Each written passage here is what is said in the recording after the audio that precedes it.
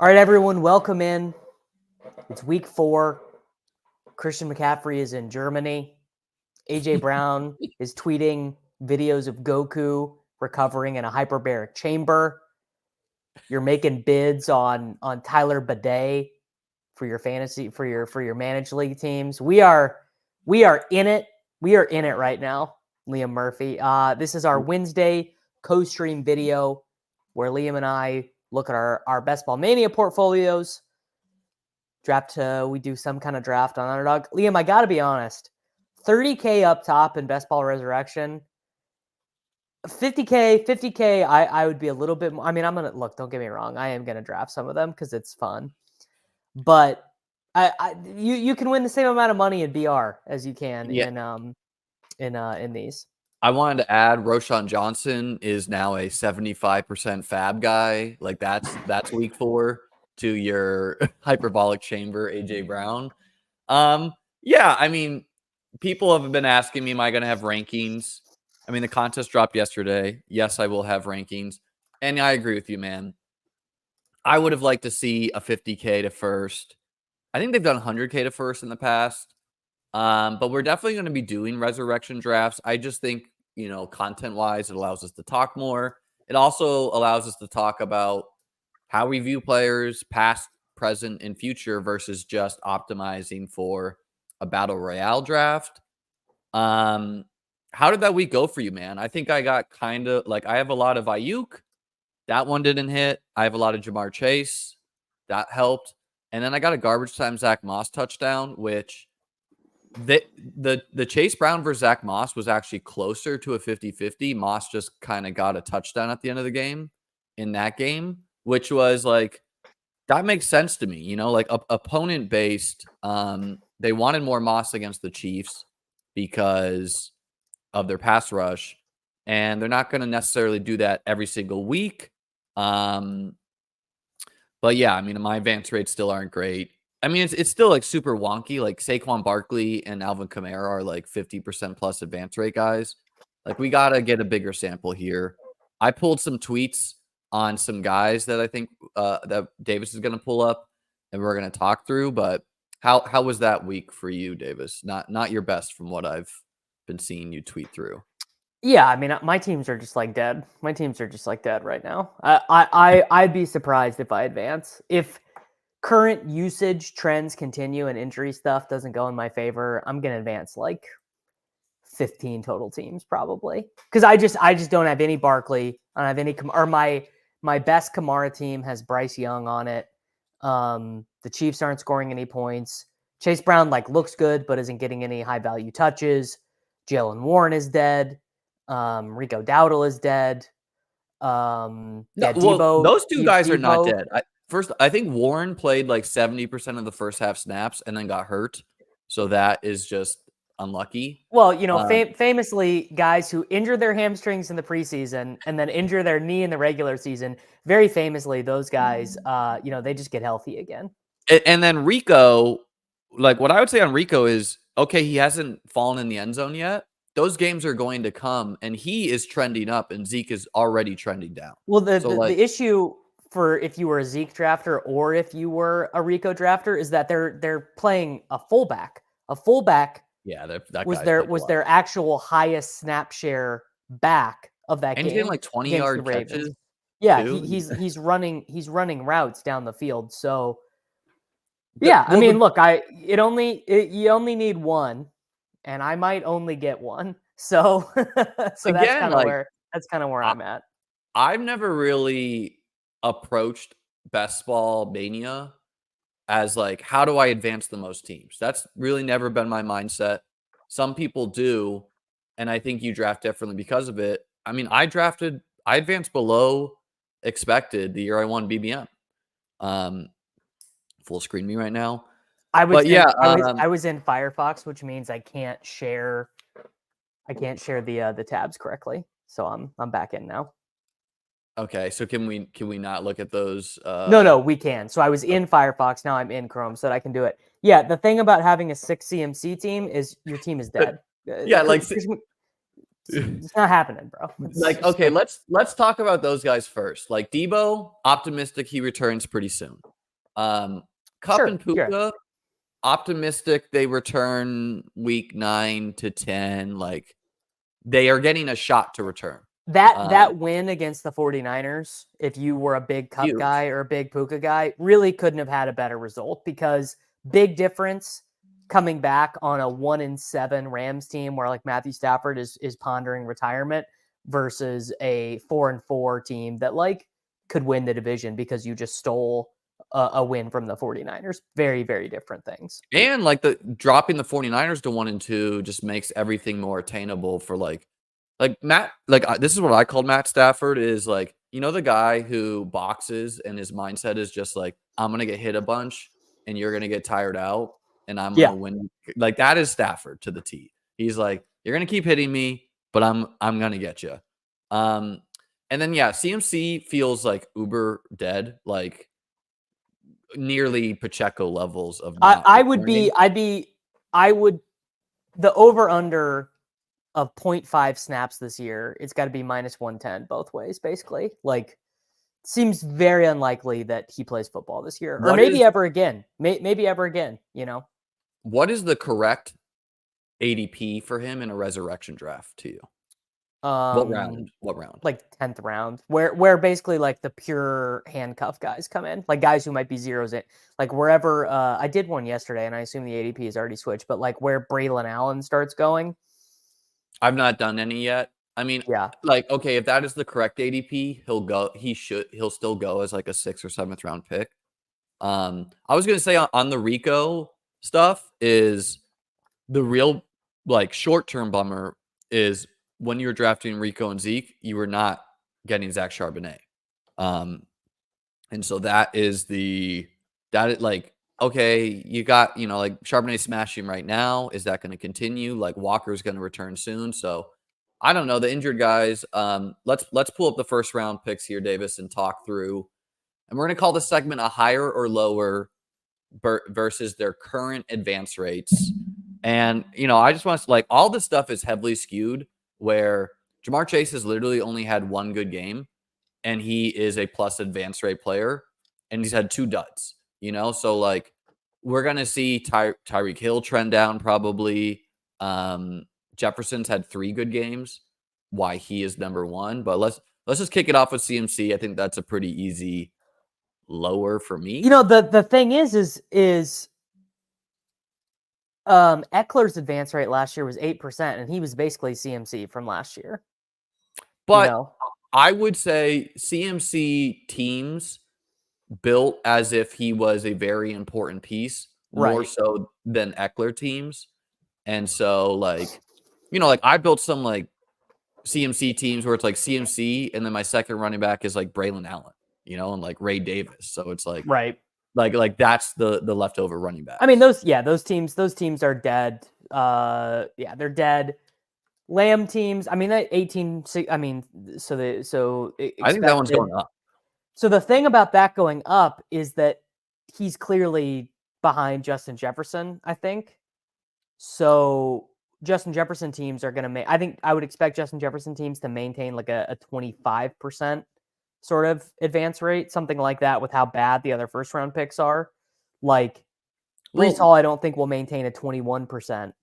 So no, I think he's like, in my mind, the only guys who have a contention to be the number 1 overall pick right now are Lamb, Chase, Jefferson, Breece, and maybe like Bijan if you want, whatever. But like, everyone else is dead for being the number 1 overall pick. In Lamb's case, it's like, okay, he's getting double covered at an absurd rate. I saw fantasy points data sharing that he is getting a lot of separation. There's nothing wrong with him. Yeah, like, so I think, and the Cowboys are one of the few teams who are like still throwing the ball down the field. Now, maybe that was like skewed by facing the Ravens in a trailing game script and then getting blown out by the Saints. But like, I personally would still draft Lamb over Jefferson. I don't think the Darnold injury is serious. That's just bag defending by you. No, I mean, that's just me not being swayed by 3 weeks of data and saying Dak Prescott is a better quarterback than Darnold no matter what. Like, But Jefferson is better than Lamb no matter what. I mean, I think you're splitting hairs there. Like I personally think Ja'Marr Chase is the best wide receiver in football. Like, most CD's people best think it's season. Jefferson.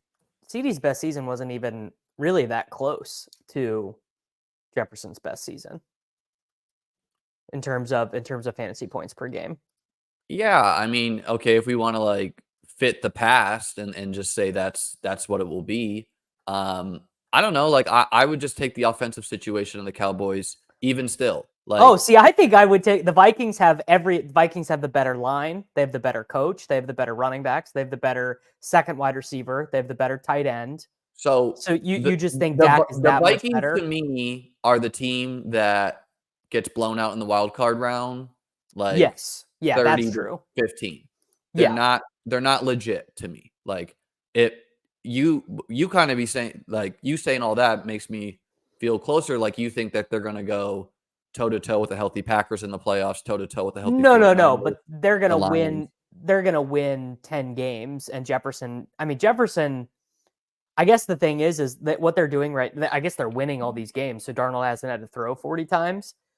So I guess we'll see what ends up happening there. But if that happens, I mean, Darnold with Addison in and out and Hawkinson, like uncertain health, like he could lead the NFL in every category. He could lead Okay, in I guess, catches, but yards, here's the question touchdowns. for you: is what would you set the over/under in touchdown passes for Dak Prescott going forward versus Sam Darnold? Like, how many more touchdowns would you have Dak for?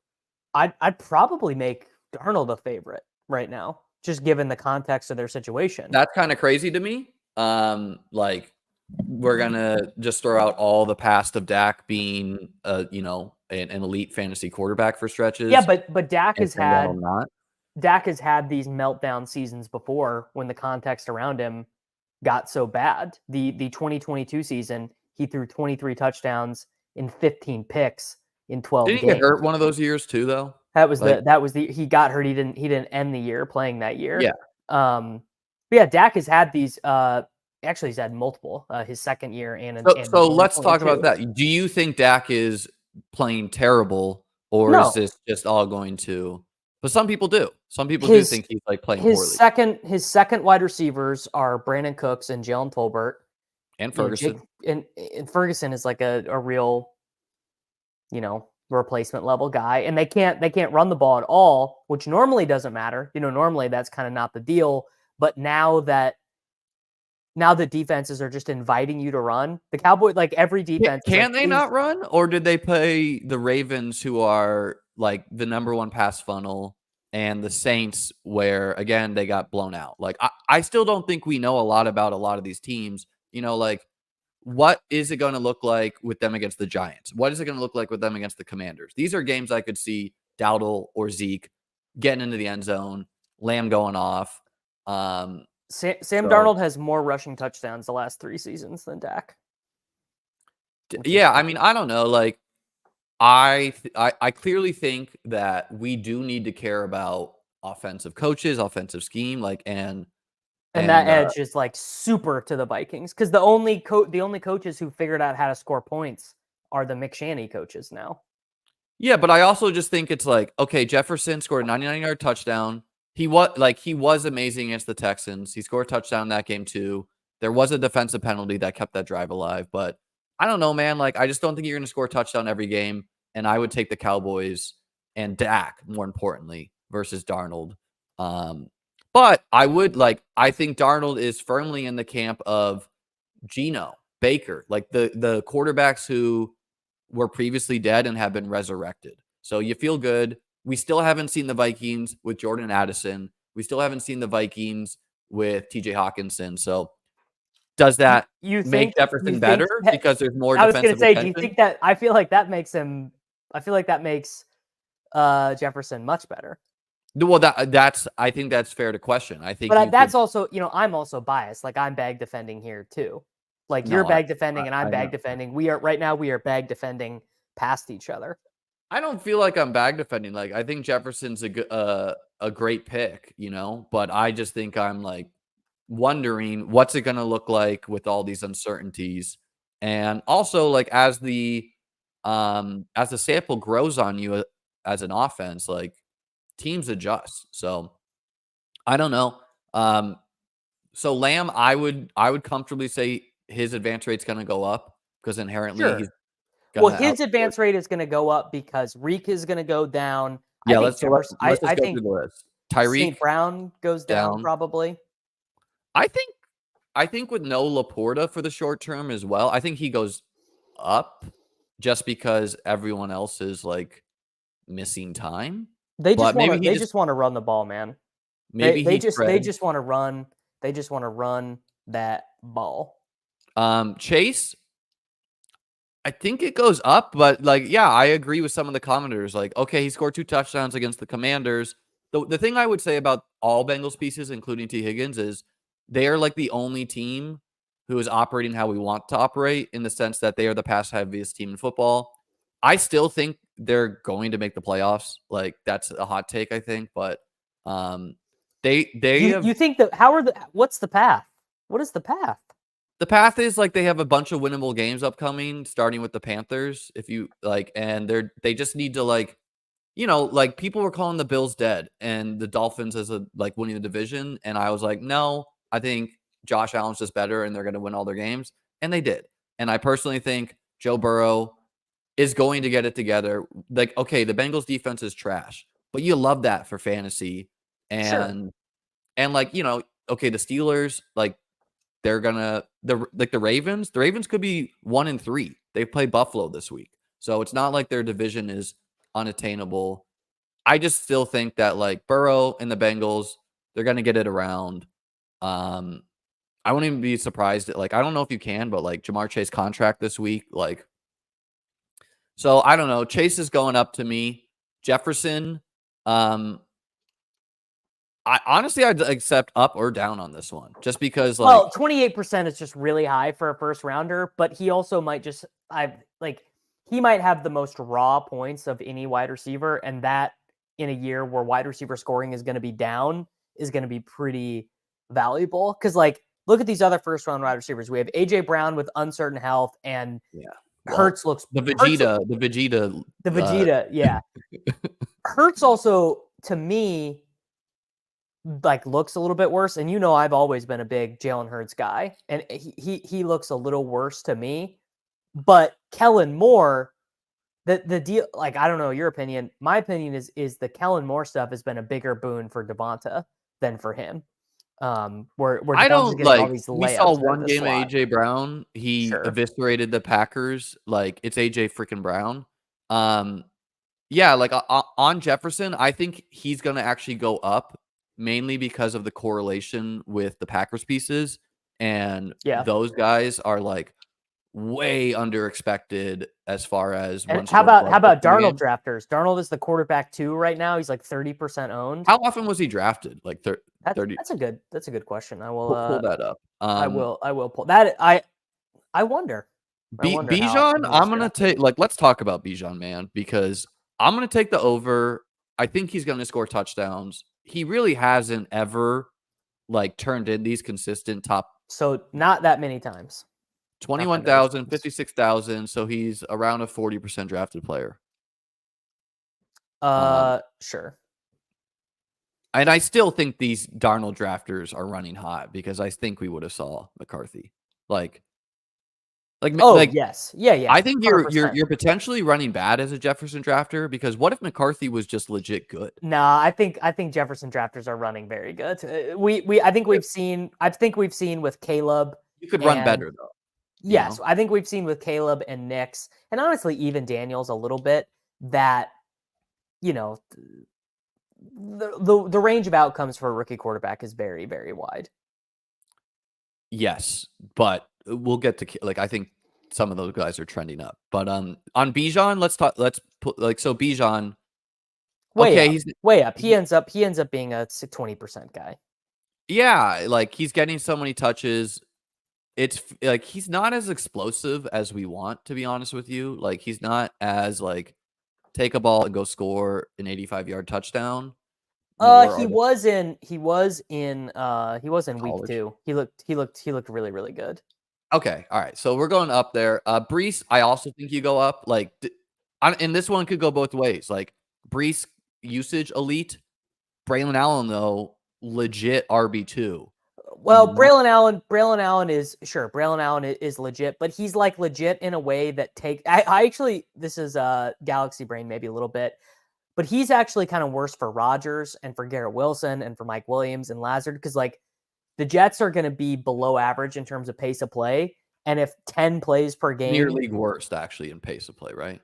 Yeah, because that's what Rodgers does. He always brings the clock down to 0. So that's an extra 10 plays a game that is going to the backup running back. And like those are positive plays. Braylon Allen right now is positive EPA per play, which is pretty hard for a running back to do. Yeah, I just like, I don't know. I think Brees and Braylon, you're both excited. AJ Brown, I'm going up, but depends when he's back. Yeah.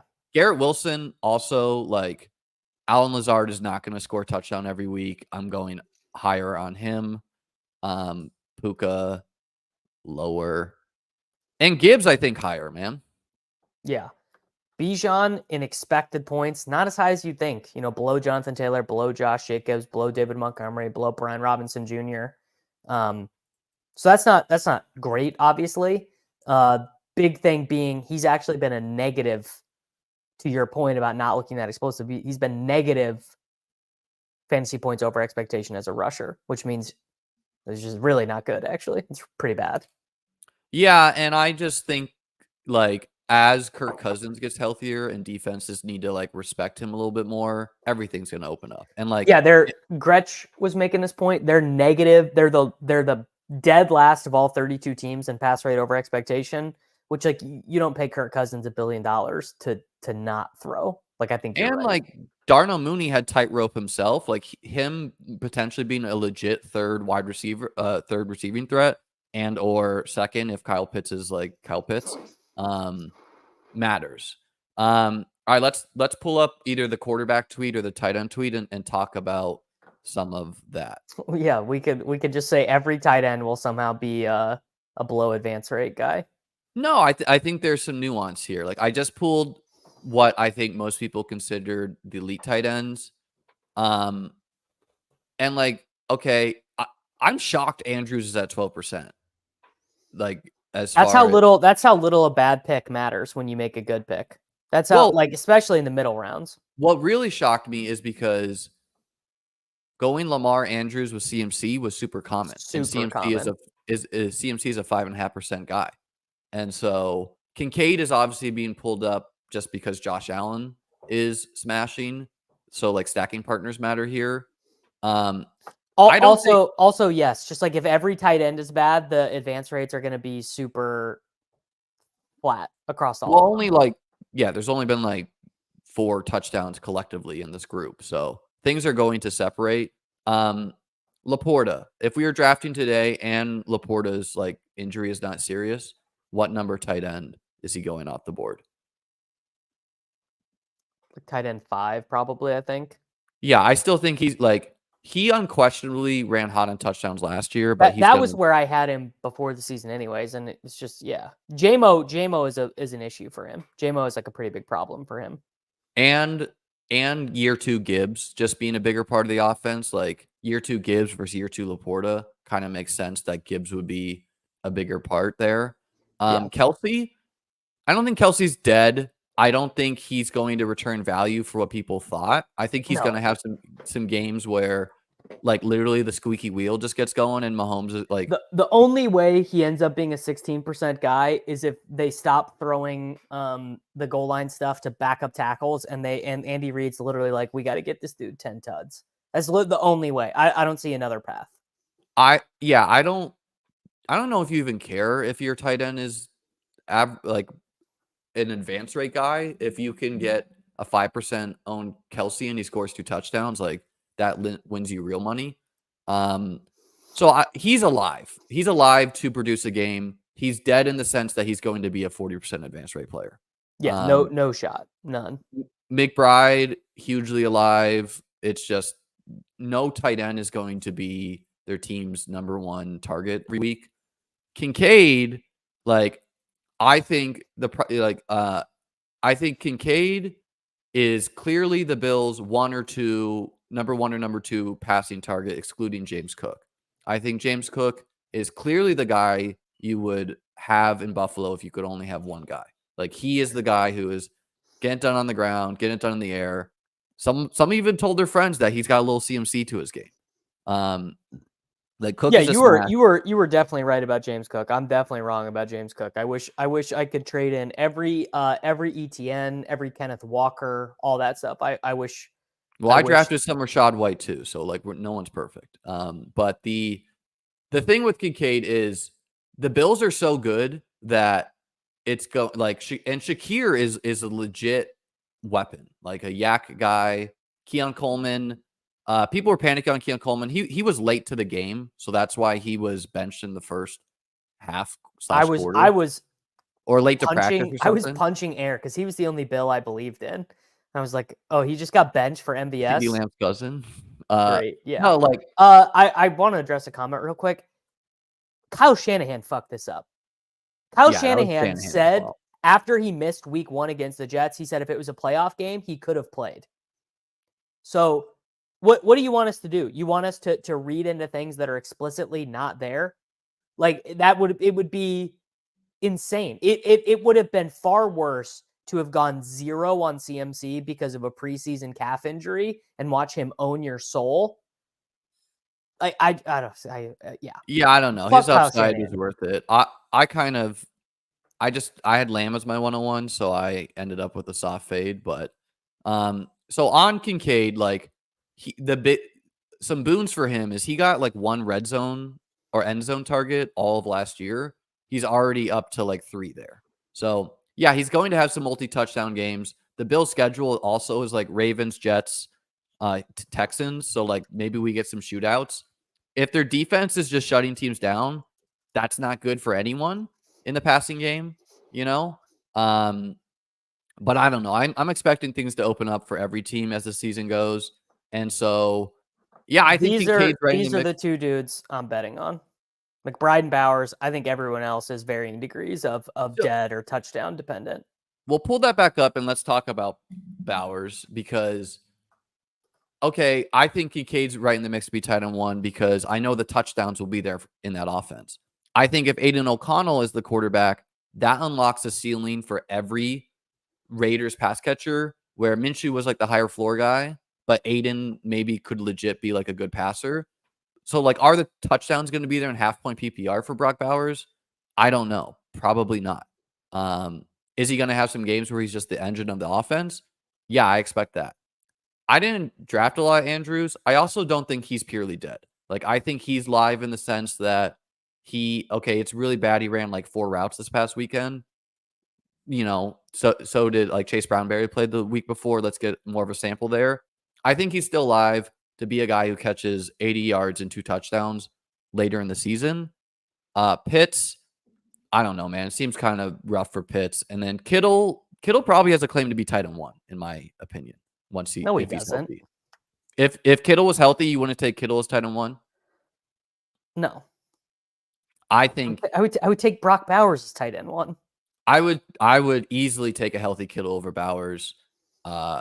Just 49ers offense, gonna have more passing touchdowns, you know, and Bowers has 50 more targets than Kittle the rest of the season, 70. I mean, yeah, he's going to become a full snap rate player eventually, probably, which he's not. The reason why no one took Juwan Jennings was that Juwan Jennings has, I believe, 27 receptions and 2 touchdowns in the last 2 years. Anyone who's looking at the Juwan Jennings blow up after the 49ers didn't have CMC, Kittle, Debo, and they're like, I always knew Jennings was a smash. Why didn't no one like, yeah, okay. If I knew everyone was going to get hurt on the 49ers, maybe I would have drafted. I knew everyone was going to get hurt on the 49ers in DFS last week, and I had absolutely no interest in him. He is not a he is a guy who exists to not score. He's MVS. He's MVS basically on the 49ers. What's your stance on Pitts? How dead or not dead is he? He's not dead because no other tight ends are scoring. But Kyle Pitts is basically like you know, he's Jason Witten. He's The just like thesis of Pitts, I think, is dead. he's Pitts dead, being completely dead. Yeah. Pitts being a deep A-dot guy who's going to have some big games is still alive. And like, okay, yeah, elite tight ends are not advancing well right now, but that's partially the point of drafting them, because if Pitts, Andrews, Kittle, like whoever scores 2 touchdowns in week 15, you're getting a semifinals team. If they, whoever does it in week 16, you're getting a finals team. If they do in the finals, you're winning Best Ball Mania. So, yeah, okay, like you're right. It's not even fair to MVS. MVS has more yards and touchdowns than him. I don't So think it's fair to call him MVS either. But this really does get my goat, and I've been kind of bad about this, Liam, this year. But people being so bad at fantasy is people being really, like revisionist history and being yes, like, of just of course, being, was going to do this. Yes, you see the result, and then you're like, of course that was always going to happen. Why would the thing that I just saw not have been the thing that was going to happen? It normally it doesn't really get me, and I think it's probably because I'm on YouTube every day. You're doing a lot more content, yeah. I'm doing a lot more content, and so I'm getting exposed to kind of more of what people think. I guess more, and it's driving me nuts. I had a guy comment on all my videos this week, give it up on aiyuk, and it's like aiyuk didn't get there this week. He is like one of the top wide receivers in separation. His expected fantasy points was high. Dude, he was one. I don't even like Brandon Aiyuk. I think Aiyuk was a bad pick, but he literally was one throw away from being like the 3rd highest scoring wide receiver of the week. He got tackled at the 1, so it's just like a clear positive regression candidate. Yeah, I don't know. Don't highlight those comments. Let's try to keep the show. Let's talk about I do want people who watch my stuff to be like, oh, I learned something. I'm thinking about this game that we play in like but David, some people hate watch us. You have to accept that. Some people hate watch. That's true. Anyone. Let's do the quarterbacks, because I think that's a more interesting discussion. Airing out your DMs here. I got nothing. I got nothing. I DOSed my like old address the other week on YouTube. So yeah, the quarterbacks. I think we need to start this off with Mahomes, and what do we think his ADP is going to be next year? Because he's like the quarterback 9 purely out of respect after being the quarterback 15 2 years in a row. Well, I mean, honestly, this is what the fantasy market has done. 2 years ago, I thought it was insane Mahomes was QB1. And why was he QB1? Because he won the fucking Super Bowl, period. He was QB1 because he led the league in touchdowns and was the quarterback 1 in fantasy.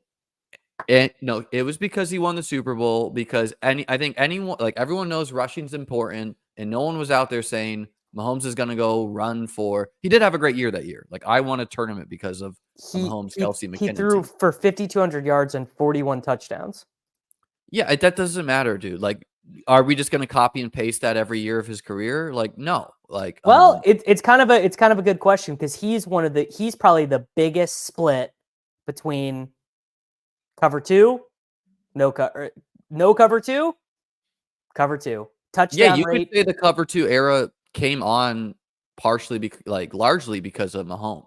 Well, him and Allen are the reason. And Burrow, I think. I think Mahomes hit, like, we used to remember games where like Mahomes would be down 20, and we're like, oh no problem. Like, he's gonna go throw 3 80-yard touchdowns because. Well, the reason that he's actually bad for fantasy now is that they don't care anymore. The Bills are up 30 points against a loser team that could have had 500 tries to try and score, and they've got Josh Allen throwing bombs to Keon Cole. Yeah, but they throw it to Ty Johnson, man. They're like, yeah, we're gonna get a Ty Johnson touchdown. Exactly. Like, they're out there they're like, which I wish they would do, but they don't care, man. They're like, all right. Sure. I don't. Yeah, well, Mahomes used to have Tyreek. That's fair. But not in 2022. He didn't. But Mahomes is a pocket passing quarterback. Look at these wide receivers he had when he won MVP. Jerick McKinnon was 3rd on the team in receptions. Dude, McKinnon was a league winner, but McKinnon was a league winner, but point being, I'm actually with you. I'm with you. This is clearly the biggest mistake I made this year was I thought they would try. They're not trying. They're not going to try. Like the chat, like people are saying this, like, oh, Mahomes said Here's what I'll they're not say changing. is you always have out, like, I don't care how expensive a quarterback is. If I think they're capable of putting up 35, I will draft some because whatever, if you get a fluky enough game script against the Steelers, which I personally think is a negative matchup, and that's also why I didn't want Mahomes, you can win Best Ball Mania because of it. But it's kind of silly that Mahomes is grouped in with Allen Hurts, Lamar. Kyler is going to end up being the quarterback pick, in my opinion. Well, let's get to the Cardinals. Okay, I think Richardson is gonna get it together or be a major bust. Like, where would you, Richardson? How many years is he a starting quarterback? It's hard for me to do this because I'm a pro Richardson. Actually, I'm like more pro on him as a real NFL player than a fantasy guy. Like I actually didn't really like him in He's fantasy. barely played, man. He's barely played. He started 20 games since he was in. He started 20 games since he was in high school. But yeah, I think he's really young. He's got a coach who I think can. I think his coach can get the best out of him. And I think he's going to stick with him too. Yes, he's just missing all the easy shit right now, and I feel like it's got to be. I mean, again, it's going to slow down. I think it will slow down. I'm going like, how many years minimum actually would you give Richardson? Like 10. He's not going anywhere. I'm saying he's at least a starter for 3 years. The NFL moves quick though. Sure.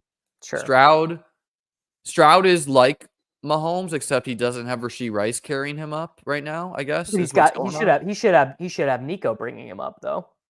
Yeah, but he's more expensive pick than Rice was. And so I think Stroud will go up, but he also was Mahomesian in that expensive statue. That throw from week 1 for me, that bought him a second contract. If I'm a GM, that throw to Alec Pearson week 1, that bought him some time. Yeah, my opinion though, this Daniels numbers go down, this Dak number goes down, and the Kyler number goes way up. Well, let's talk about Kyler because I don't think we know a ton about the Cardinals. I think Kyler's definitely back. Against the Bills, I thought the Cardinals were running like a high school offense. And then they eviscerated the Rams. And then they didn't really get much going against the Lions. So they get the Commanders this week. Another defense I don't know what we can take away from. But I don't know if we know how bad or good the Cardinals are as a team. Their defense is terrible. They've got a really good run game. It's better than last year. I don't know, man. They could not get the Lions off the field in that game. Yeah, this is true. The Kyler teams are going to have a lot of Puka and Cup, which is bad. Really bad. Yeah, and Kyron is jury's out. Burrow, I think this goes up, especially because we could see like a nuke Burrow season with them needing to win. Like, he's going to try to get it going. I know you hate Burrow. Except Burrow teams are getting drugged down by T. Higgins. No, I mean, he's healthy now, so that's good. Love definitely going up. I think Love case to be number 1. Yeah, Prescott, the jury is not out on Kyron. Why are you saying the jury's out on Kyron? Jury not out on Kyron. I love Kyron. I always thought it was silly, but he's like not super efficient, and the Rams season could still. He never was going to be efficient, but the whole question was what is going to be with Corum. No, but if the Rams are like 1-7, we can't talk out of both sides of our mouth because we just said it was really bullish for Cup and Puka that they won that game. Brother, I drafted a lot of Kyron. I would love it, but I'm just giving I don't expect Blake Corum to play 0 snaps the whole year. Like it is week 3, I'm just trying to add a little Corum could be a thing by week 11, which would be bad. Prescott, I personally think this holds somewhat. I don't see this dropping off massively. Especially if the run game is trash, kind of has to go through Prescott. Daniels, I think this holds. You said this goes down. I think it holds, man. Well, he's coming off of the best game. Like that might end up being his best game of the season will end up being his best game of the season as a thrower. We're going to call a rookie quarterback who just played his best game in week 3 as like that's his ceiling and not he's as a passer.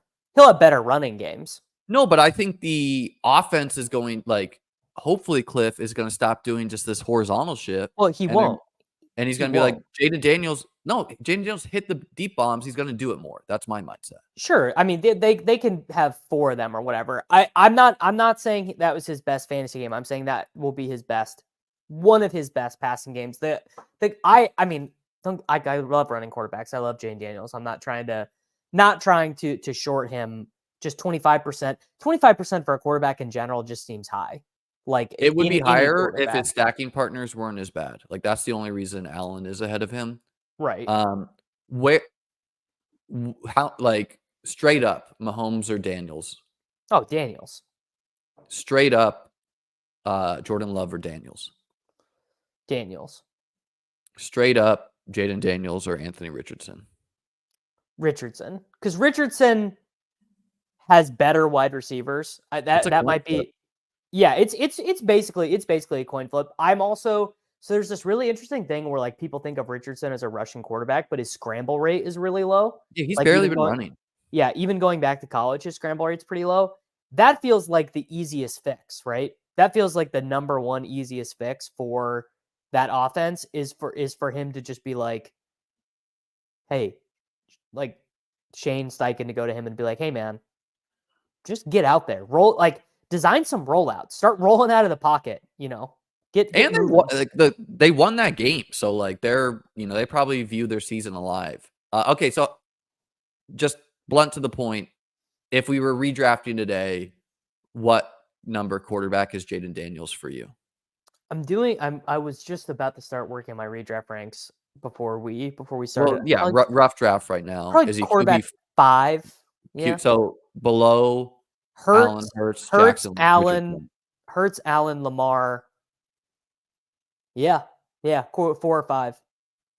He gets Atlanta week 17. I wouldn't say that's like a bad matchup. It should just be a good game. Yeah. I would still maybe like knowing that the Ravens are a pass funnel. I'm probably going to take Stroud, considering week 17 matchup. Man, the thing about Stroud is I thought that they would. Really, it's the same thought that I had about Kansas City. I was like, this is going to be the story of the season. The 5,050 season. 5,050, and they are not interested in doing it. They want to run the ball. They want to control. It's Bobby Slowick who does the Shanahan stuff of being like, we're running on first down. We are not going to play fast, and like the Diggs thing. He's just not as good, but he demands the ball. Like it's a little bit of an issue. He's a chain mover. He's like in my mind. He is a chain mover, but like Nico and Tank, I think are clearly more efficient than him. But yeah. My thought is pretty clearly the thing that people said about Diggs in the offseason is true, which is that there ain't no fucking way Diggs is going to be comfortable getting less targets than Tank Dell. Just no shot. And I still don't like. Okay, he just played his old team. He probably got targeted more because of that. Yeah, that's definitely true. Yeah, I mean, he had 3 targets, I think, on their first 2 drives. Like that's definitely true. But it held all the way into the second half. Just every year it happens. This year, Stroud is the Burrow. Yeah. Well, we did it with 2, Mahomes and Stroud, and I would say no quarterback can go for 5,050 anymore unless you are not good enough for the opposing defense to respect you. Like Sam Darnold is the perfect Geno Smith. These are the perfect blends of guys who are good enough to execute an offense, but not good enough for defenses to be like, we're just going to sit cover 2 and take away your deep ball and make you dink and dunk against us. Well, what's the core? Both those teams have great rushers. Aaron Jones and Charbonnet and Walker and Chandler, they're all running. And the quarterback just is not CJ Stroud. It's not Patrick Mahomes. It's not the number one guy you game plan for when you play the opposing team. You're not like, Yeah, how do I the get Sam Carson Steele Darnold out? thing, it's actually terrible for Mahomes because they're like, It's probably this guy bad, yeah. could not have a 17-yard run against us if we gave him like literally a 0-man box. Like Carson Steele's going to be pretty good at getting 4.5 yards. He's definitely not getting 20 yards like ever, it feels like. Yeah, and the catches he gets is like rumbling for 7. Yeah. Caleb Williams, what's your takeaway from week 3? Like, gotta be positive, right? I gotta be. It feels like that now the new take du jour is, oh, dude, Jane Daniels better than Caleb. They should have taken Jane Daniels 1. I mean, my faith in Caleb Williams has not been shaken for a moment. I think Rome with Keenan coming back is like, I was very happy to have gotten those results last week, but I mean, they ran 90 plays last week. I don't think we're Do you getting. want to buy out of our Rome versus Worthy bet? No, I'm saying I actually, so weirdly, I have Rome there. You have Worthy. Yeah, my whole portfolio is dead, but actually, weirdly, Worthy for best ball is going to be fine. No, I agree. I agree. In managed, he's totally dead. Like you could probably like literally drop him in managed. It's but week 3, man. It's week 3. Like, let's breathe a little bit. But Worthy is getting you 10 touchdowns in best ball. It's gonna be fine there. Yeah, I would say like probably like 6 would be the line, but I agree. Like Sure. 8 to 10 is in the cards. My concern for Rome is Keenan's coming back this week.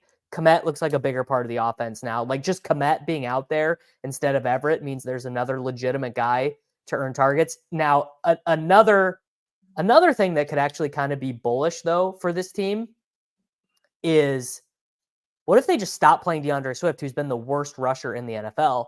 Is that good or bad for the passing game? Very good. Very good. It is very bad to be in 2nd and 9 every second down. So, yeah, but like the Bears passed it like 52 times or something against the Colts, partially because of Swift is my point there.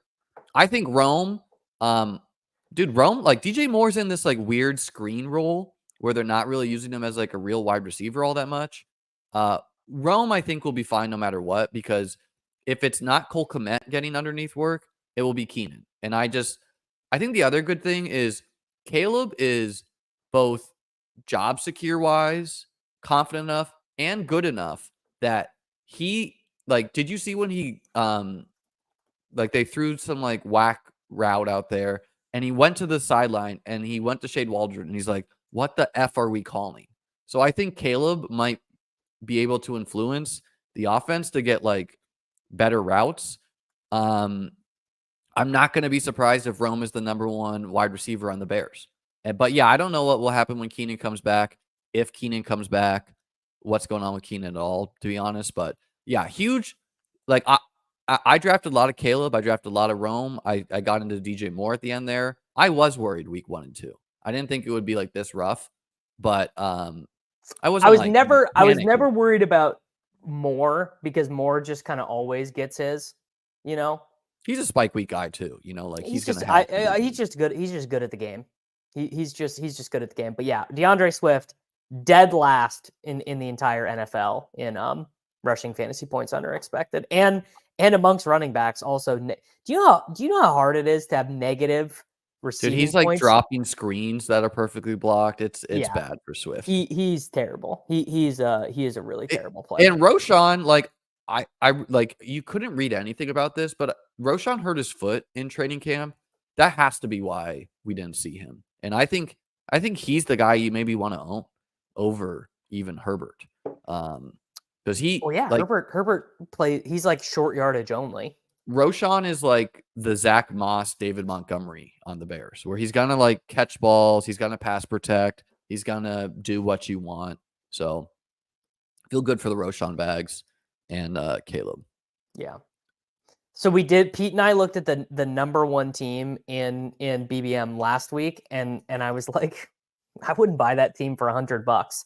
So let's do this and see if I would buy this team for $100. This is the highest scoring team. 1 QB team. 1 QB team. Jahan Cook, Dotson. Kamara, Montgomery, Dobbins, Elijah Mitchell, Justice Hill. So he's got the Justice Hill pick's pretty sweet. Yeah. 18th round. Maybe not for the long term, but Reek, Neighbors, Metcalf, McLaurin, Dotson. no, this Burton, team's got a Juwan lot of Jennings. zeros. It's Yeah, got I would Dotson, not buy this team for $100. it's got Dotson, it's got Burton, it's got Mitchell. It has like find the top team without Juwan Jennings would probably be a team you would actually want, because any team inserting Juwan Jennings score in right now is obviously just, getting boosted by a random 50-point week. Jennings will probably be a solid guy in the short term, like give you another couple weeks, but Debo, I mean, Debo is such a dog, man. He could be and back Ricky before you Pearsall know is it. gonna return, man. Like that's the other thing about Juwan Jennings is Ricky Pearsall didn't get shot before for the majority of the offseason, Highest scoring non-Jennings team: Daniels, Cousins, Mayfield, all live. Barkley, Kamara, Javonte, Bucky Irving, Braylon Allen. Sick. Javonte's only kind of alive. Yeah. Chase, Evans, McLaurin with Daniels, Godwin with Baker, Rashi, sick. Jacoby Myers, Mooney, Calvin Austin, Brock Bowers, Dallas Goedert. I'd buy this team for $100. Yeah, I would buy this team just to get a Saquon Kamara combo. Yeah. I would. This is the first time I've looked at one of the highest scoring teams and been like, yeah, I would buy that team. Yeah, and it's got comes back. He's probably 1% drafted or something. Yeah, he's like a decent late round dart. Like I have Trey Tucker, Calvin Austin's a similar thing. Pretty good team there. Let's look at our top teams, Davis. God, do we have to? Yeah, I mean, I think people watch us. Like we're not gonna smack it every year. I guarantee you my highest scoring team is just like all ass. It's like a team I hate. 427 points. That's always the case, kind of. Yeah, a Will Levis, Derek Carr team. So that's the only reason it's any good, is that it's got all 5 running backs are alive. All 3 quarterbacks are alive. And Carr is like Walker's only kind of alive. He's only kind of alive. Return like this week. Like no, but his role is going to be worse now. Charbonnet has played so good in these games that he's earned, I think. I don't know if you even care, because like the whole thesis of Walker is go score a 75-yard touchdown, and he's going to have opportunity. And the fact that the Seahawks are one of like the few teams still passing the rock a lot, and he's going to get involved in that. Why is Brandon Cooks on this team? I bet anything I drafted this with Herzig. This team's pretty sick, man. Jefferson, Moore, Higgins, Rice, Shaheed, and then Cooks. Oh, this was your top scoring team last week too. This was the Herzig team you told me. This is a Herzig team. That's a pretty good team. Can I find a good one? Can I find one? Okay. All right. Yeah. I mean, this is a bit team. This team is ass. I think we get Drake May in Can I find one good team? Rondell Moore, no. Can I find one good team? Elijah Mitchell. Zach Moss, dude. Humility. Good job. Jaden Daniels with Aaron Jones is smashed too. And Hurts. Kirk Cousins with Drake London and Kyle Pitts.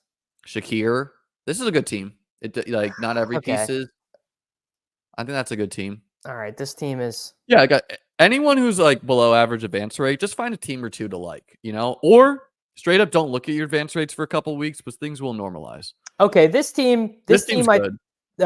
Corley is a 0, but other than that, this team is alive. He's not a 0 forever. That was keep on that team though. That's a good team. All of my best teams are Zach Moss teams. This is a good team. H.N. Cook smash, Rico fine, Ray Davis fine, still contingent, Gibson fine, Chase Olave Reid smash, Watson smash, Coleman nice, Mooney really nice, Yoshi Voss nice, Trey Tucker really nice, Corley leave a light on. Okay, Musgrave it's a one tight end team is the only thing, but also two good. Musgrave is a contingent value. He's a handcuffed tight end now. Yeah, you love that. All right. This is a good question. Would I have bought Fareed's team? I don't think of course so. You would not have. No, you would have looked at him and it's unstacked, it's trash, it's whatever. So I think you were at 25 teams last week, Davis. So just shows you how things can swing here. I want some uglies. You do. No, I was right? doing stuff like that on purpose this year. That's not a mistake. Yeah, I was doing stuff like that on purpose. It's a mistake that Ty Johnson is this involved, but who knows if that holds. I was All at right. like 12, so I gained like a team. Hurts I like and my Brown, top team.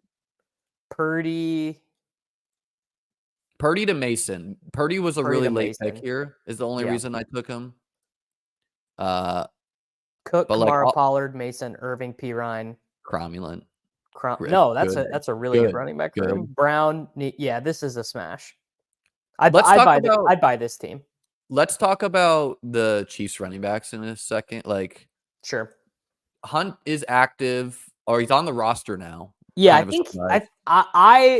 I wrote this in my waiver thing this week. It's like I didn't write him sure. up to add or anything. Well, the only reason why I put him in was like I keep getting people in my mentions who were like, dude, this is Kareem Hunt's backfield. And I'm like, I should at least, I don't think for that. people who are paying me for fantasy advice, I should at least put this out there that it's a thing people believe. I don't believe it, but sure. The yeah, I think Steele is still the guy you want, but maybe it's Pirine because he's like pretty involved in the passing game. Steele's not a 0 in the passing game. He ran more routes. So He that's ran more nice. routes, yeah. The like all those backs, by the way, are like 230 pounds. So the Chiefs are clearly like, okay, you're gonna play cover 2 against us. Here's like 3 bowling balls. Good, have fun tackling them all game. The issue is Hunt is a good short line back. So like, is he gonna take that from Steele? I don't know. Steele was good in success rate, so I think he would hold on to it. I don't know. Like this team. No, Steele is gonna be pretty strong. Yeah. Kareem Hunt is except I actually think Kareem Hunt is in the Dalvin Cook role. He scored 8 touchdowns though, or something. Not Dalvin Cook. He's in the Melvin Gordon role. People forget Melvin Gordon was on the Kansas City Chiefs last year. No Tout is crushing advance rate right now just because no one was really into Saquon. Name your favorite Tout. They're all getting beat up because running backs are the only team scoring points. Can you just like delete my name and just put in Saquon and Kamara to help explain what's skewing this right now? So no, don't combo them. Just do them individual. Oh, But that combo is a 90% advance rate. So yeah, there you go. If you don't have a lot of these guys, there are 4,715 teams with both of these players, and 89% of them are advancing right now. If you have Saquon Barkley and no other information, you have a 46% chance to be advancing. Second, third round pick, by the way. And then Alvin Kamara, I want to talk about because he scored well this week. He scored like 15 PPR, 12 half point. He was a 63% advance rate guy last week. Yeah. He scored well and he lost 10% advance rate. So these Kamara teams, like, what do you think the advance rate will close on Kamara? Wait, say that again. Mostert was roughly a 40% advance rate guy last year. I think we could look that up even. But what do you think the advance rate closes on Kamara? See, I still think the same reason I wasn't really drafting him applies, which is like this could all he's 29. His efficiency is all quick, his efficiency from week 1 and week 2 is already cratering. As are the Saints. The Saints are the Saints. Yeah. Yeah. So what do you like? I think 30%, I think, would be a safe number to predict for Kamara to close at because he was cheaper. Barkley, he closes around like 23%. I don't know. Like a second round pick is just rarely going to be advancing so high. The 42 teams. Let's see if we buy this for $100. Dak Prescott and CD, Aaron Rodgers and Mike Williams, Barkley, ETN, Kamara, McLaughlin, Akers. Oh, must have been a late team. CD, Evans, Hollywood, Sutton, Jacoby Myers, Mike Williams, John Dotson, Jordan Whittington, Juwan Jennings, Mark. I would not buy this team for $100. It's got Mark Andrews, of course not. Let's see. Let's apply these two and then apply Mark Andrews. To find the still a 90% advance rate. I think I have actually 6% Kamara just because he was like cheap and I was like, okay, pass catcher, sure, whatever.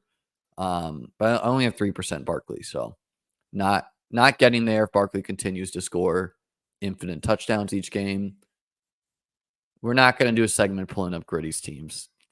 If you want Gritty updates, just follow him on Twitter. He will post it almost daily. He'll post the play by play. He will victory lap a Quentin Johnson 3 for 30. He's like tagging Davis in like old tweets I posted. It's just funny. Hey man, I gotta wear it. I'm a very cocky guy. I'm very proud of myself. So yeah, 12%. Sure. Yeah. And I think Kendre Miller, like guys, remember this. Rashad Penny contributed 0 points the year I won BBM2 to me advancing. Nearly 0. Like it was like 20. Rashad Penny is why I won BBM. Rashad Penny is a 13% advance rate player. He's out advancing both of us. Rashad Penny by himself is out advancing Davis and I. Yeah. All right. Let's see my worst team. Let's see my worst team. Oh, let's pull both our worst. Yeah. All right. My worst team is almost dead last. I mean, 668,000 is almost dead last. Pull that bad boy up. Jordan Love, Matt Stafford, McCaffrey. It's gotta be CMC team. So McCaffrey 0, Mostert 0, Chase Brown 0, Rico Dowdle 0, Braylon Allen not 0, DJ Moore 0, man. Cup 0, Brown 0, Watson's been a 0, Wicks has been a 0, Bourne is a 0, Rice is a 0, Kittle's been a 0. So basically an entire roster of zeros. I mean, that's 80% zeros right there. You had that Kittle week. Pull up my worst team. So what's your score? 239? Yeah, wait, hold on. Why are you looking up your Tony teams? I got a Tony team. I have a Tony team that could advance, brother. Look at that. Oh, look at that. Someone's asking. And I fucked up and I did double quarterback buys. Did anyone even put him on the practice squad? He's a Cleveland Brown, I believe. Oh wow, they love that type. They're like Elijah Moore, Tony. Maybe he's a Seahawk. He is on a practice squad. Kadarius Toney. No, he is a Brown. He is a Brown, and this is the headline. Browns Kadarius Toney experiment off to a disastrous start. Got some water in the lungs there. Rough. What's my lowest? Hey, this team could advance, bro. This team could advance. It's got Quentin Johnston, dude. Wide receiver, like 11 in the league. It's got Gus Edwards. Great. All right. Liam's worst team. Let's find Liam's worst team. Your worst team is better than my worst team. 20 points. Allen. An Allen team being my worst team is shocking. Like I built a lot of extreme teams like this. So Jahmyr, Mostert. Jahmyr is like a playing 0. Mostert injured. Chase Brown, a playing 0. Corum up just like inactive. Ray Davis. Yeah. Evan Hull. Puka hurt. This must have been an early one. It was early. I mean, Puka and Cup would have been sick. Marvin, Terry, Keon, Zay Jones, an active 0. Demarcus Robinson. I'm embarrassed to be doing this show with you right now. Dude, it was a Puka, Cup, Demarcus Robinson, Stafford team. Pretty sick. Ferguson, Schultz. Yeah, the team's Ferguson and Schultz is the ultimate Spider-Man pointing meme. But this is an example of building a team to try to win the contest and not advance. Like, am I drafting Jahmyr White and Mostert as my first running backs if I'm trying to advance? No, right? Like that's like 0 running back inherently, which I built a lot of. You're accepting that you're trying to advance a more unique team to win. 7% advance rate. They weren't even paired that often because their ADPs got in different pockets. Stafford, Nix, Mayfield, Barkley, Cook, Kamara, Tajay Spears, J.K. Dobbins, Puka Nacua, Cooper Kupp, George Pickens, Rashee Rice, Cortland Sutton, Troy Franklin, the Bo Nix double stack. Ferguson, Goddard, likely. I have some teams with like Tua, Bo Nix, and Drake May, where Bo Nix is just holding down the fort. I bet Bo Nix is close to a good advance rate. Yeah, it depends if people paired him with Javonte or not. I would have thought positive because he's like Russian. How many Andy Dalton teams are there? 3, and none of them are advancing. The Wald Man did it twice. The Wald Man. He knows ball. Pull up the Waldmans. Like I like to look at the portfolios of the guys who draft these obscure players. How do you do the portfolio? That like this. You just you have to go to the user exposure tab. Yeah, exposures, and then type in Waldman. What you doing, Waldman? A lot of So Gus Edwards. the A lot of Andy Dalton Wandale. drafter loves Gus Edwards, loves Hayden Hurst. He's got some hits there though. James Cook, Pacheco would have been a hit. Oh yeah, yeah. Do you have your Jacaard? I don't look at that. No, I don't know what it is. I mean, I've got it. I know the concept of it, but I don't know what mine is. Do you want to look at it?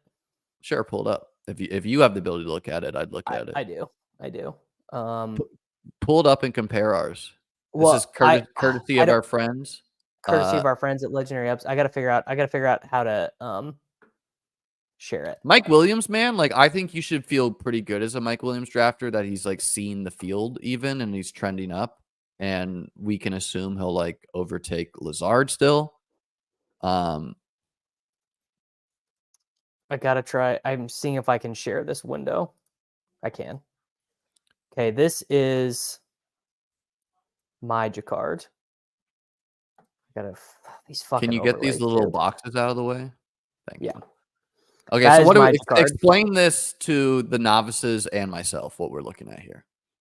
So I'm probably not the best person to explain it because there's a lot of math Let us going add on in here. sacrilegious real quick. Yeah, sacrilegious. Where you at? So basically, sacrilegious uploads all the results and then compares what you did to other drafters. It's hard If to you do max without, the contest. if you max the contest. So the closer that your Jacaard tree is to the middle, that means that effectively you did the same thing all the time, that your similarity is high. You're So hitting with picks- the gritty. You're duping Yes. yourself a lot. So picks 1 through 6, you guys can see where it says picks 1 through 6 at the left quadrant.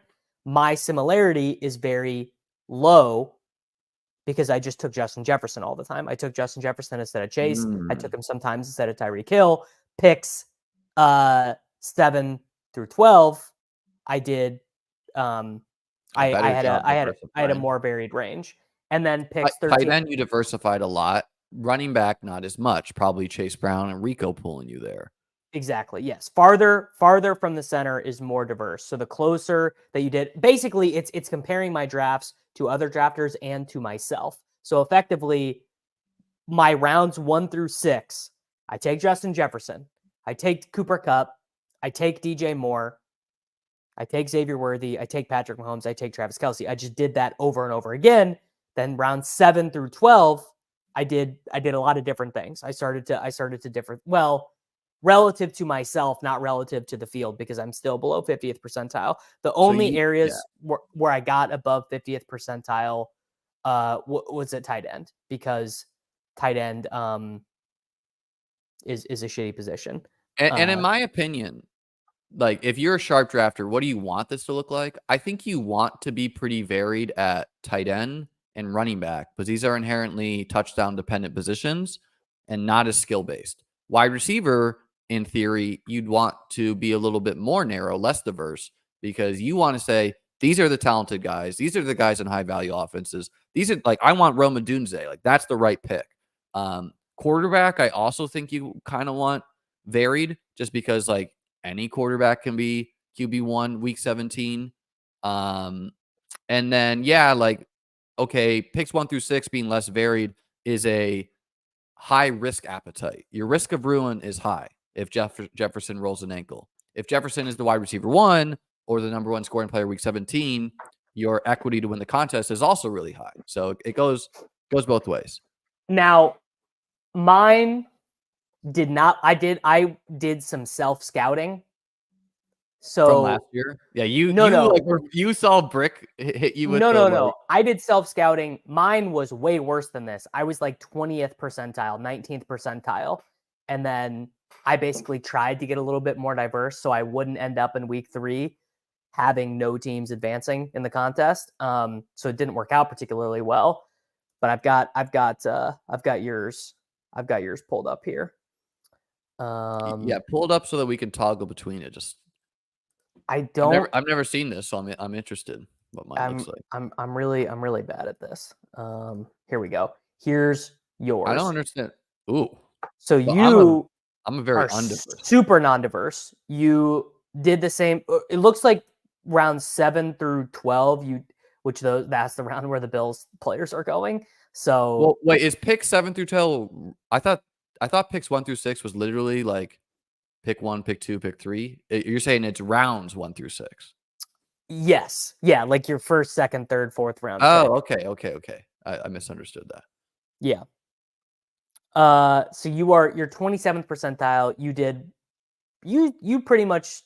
This is pretty interesting because your diversity of actual player exposures is more varied than mine. You don't have guys as owned as I do, but you basically I have a lot of players like 16% plus. You layered the same players in with each other all the time. So the way Sacrilegious explained this to me was basically, no, I'm not sure. Let me pull it up. Let me pull it up on legendaryupside.com. I thought it was confusing. I was like, why do we care about picks 1 through 6, picks 7 through 12, rounds 7 through 12? It makes a lot more sense because there's 18 rounds and it goes picks rounds. He should change the word picks to rounds. But it doesn't, like, I understand it now. So yeah, like, I mean, if I pull up my exposures here, like, and there's so many ways to do this, guys. It's like, if you are someone that feels like you don't know football at all, okay, you probably want to be pretty diversified, right? You're just kind of trying to like get the nuts. The other way to do it is you could say, hey, I think a couple guys are really mispriced in a round, or I think this guy's a league winner. And so I'm going to build different teams, but keep on layering in these same guys. Chris Diaz is saying it's your 1st through 6th pick, not round. I don't know. Like, I have 16% guys. I have I have no one above 30% owned, 31%. Kincaid, I have at 30%. If we just look at tight ends, Ferguson at 23%, Trey McBride at 15%, George Kittle at 15%. I smashed tight end. Brock Bowers at 14%, Dallas Goedert at 11%, Tyler Conklin at 10%, Isaiah Likely at 9%, Ben Sinnott at 9%, Evan Ingram at 8%, Dalton Schultz at 8%, Kyle Pitts at 7%. So I guess I just took the same tight ends late as well, is why basically going like this. Again, the way Sacrilegious explained it to me is that you are basically doing the same team construction with different players, but the players are the same depending on the team. So it's like in this draft, you took Dalton Schultz and Tucker Kraft. And then in this draft, you took Dalton Kincaid and Luke Musgrave. But you have like 16% of those players. So your overall the way you spread your teams is less varied, is the way I understand it. Yeah, so I'm taking different players rounds 1 through 6-ish, like 20% compared to other 150 maxers. I'm taking a lot of different players rounds 13 through 18.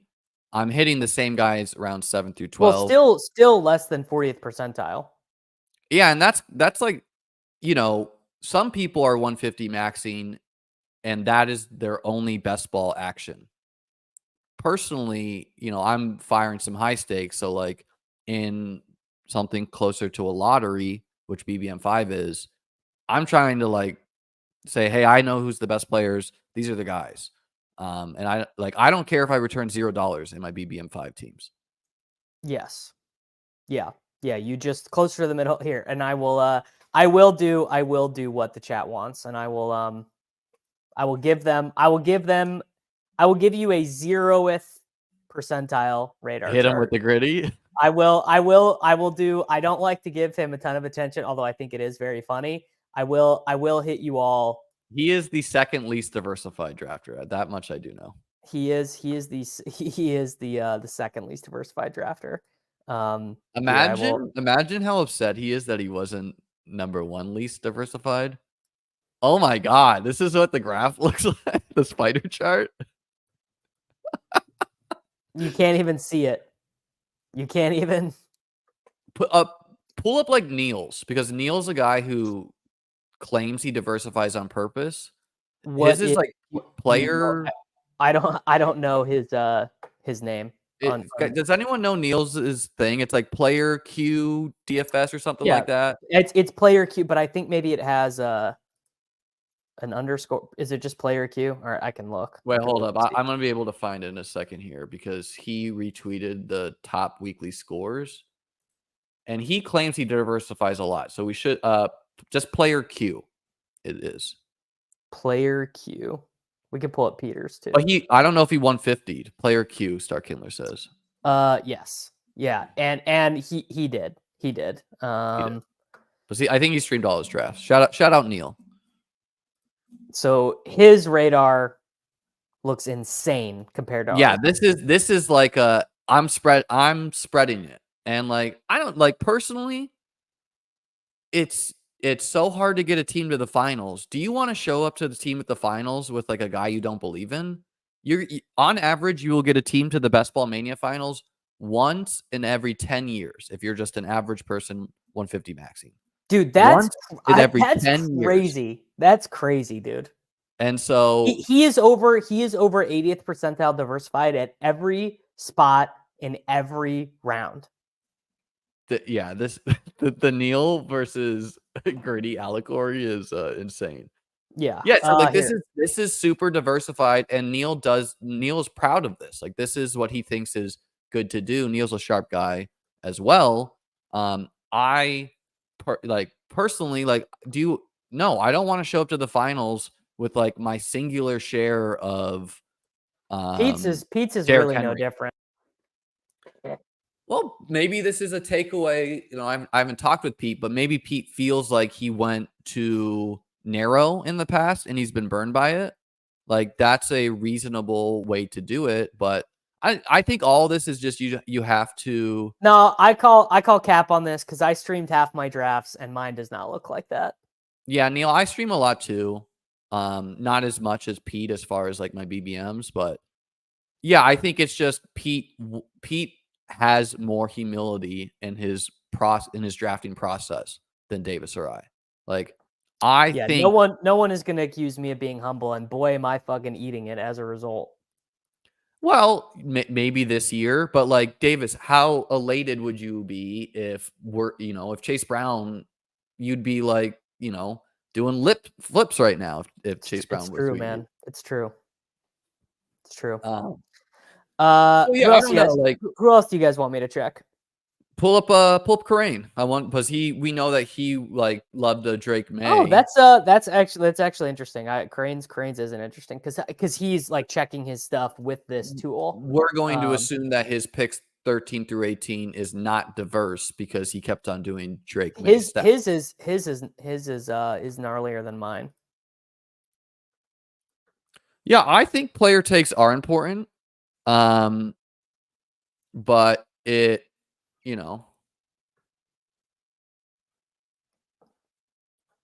so this is like closer to my, like, it's like my graph, but even more extreme, I think. Right? Yeah. You were 27th percentile. He's 16%. Yeah. And he like, I was a lot varied in picks 13 through 18. And I think that's the right way to do it. Like, unless I have conviction on a guy, I want shots to land Jordan Mason, Carson Steele. So this is also true. This is also true. I agree with Neil. Yeah, these are pretty micro. The difference between 30% and 70% is not as large as this graph makes it seem. Yeah, like the rings get so huge for like 60%. It's pretty absurd. I agree. Yeah. I don't know, guys. Like, I think this is cool to look at. I don't think it's like, for some people, it might be groundbreaking.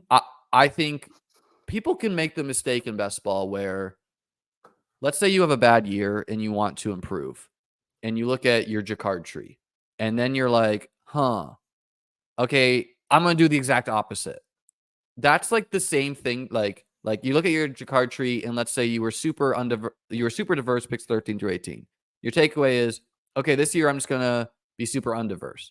It's kind of the same thing that like, and I myself have done this, where you're just swinging each year playing against your biases, where like, for example, I drafted a lot of Jameson Williams last year. I didn't draft as much this year. I was probably a little biased. And I didn't believe as like the breakout.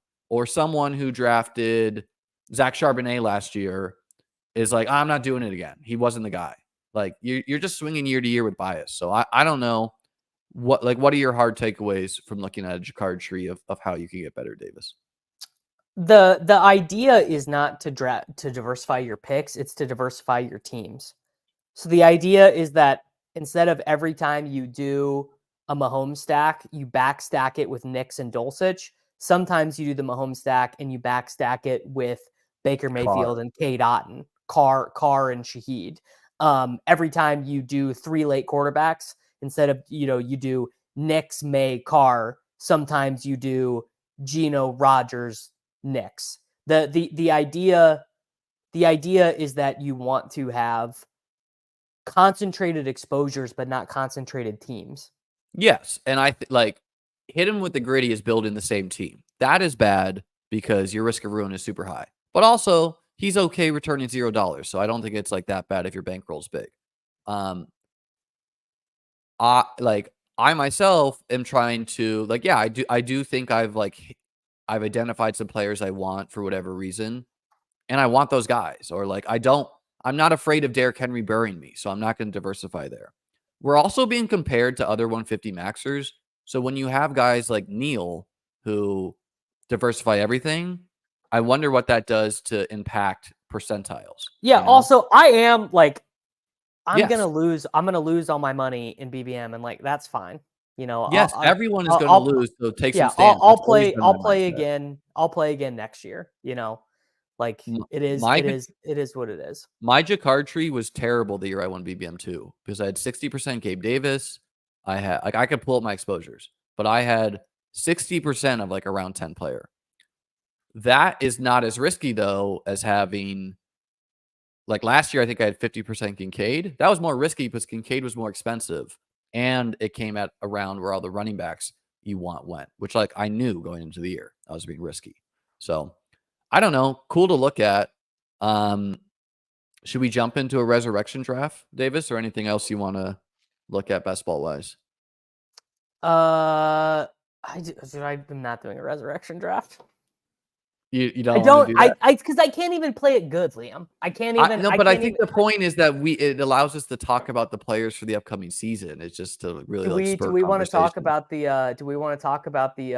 the Twitter drama happening right now? We could do that instead. This could be daytime television. Sure. What is it? Let's do it.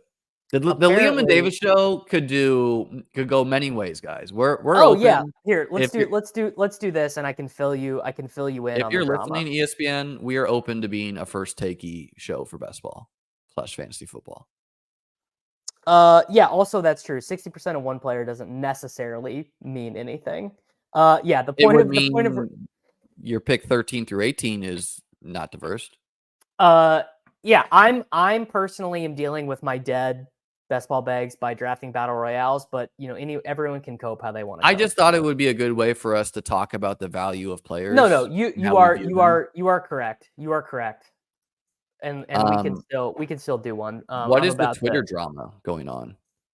I gotta fix my share screen. I generally stay locked in and present with you when I'm on a show, but you're over here multitasking. Well, I had to go into Discord to I'm just out. Oh well, I am bad at that, but I had to go into Discord to figure out the Jacaard thing, and I got my answer, and then I saw someone mention this Twitter drama, which is that Sam. Oh, is it Bindford and Sam? It's Bindford and Sam. They've been arguing with each other all day. Bindford always is looking for fights on Twitter. My dude Eric loves to mix it up. He's always like tweeting things and then fighting. I don't know. Yeah.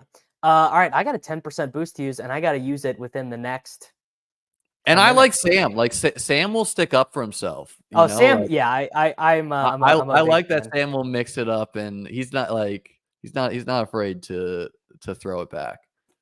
This Josh Jenkins guy is a clown. I've Oh yeah, Josh Jenkins does suck. I have this dude muted as well. Yeah.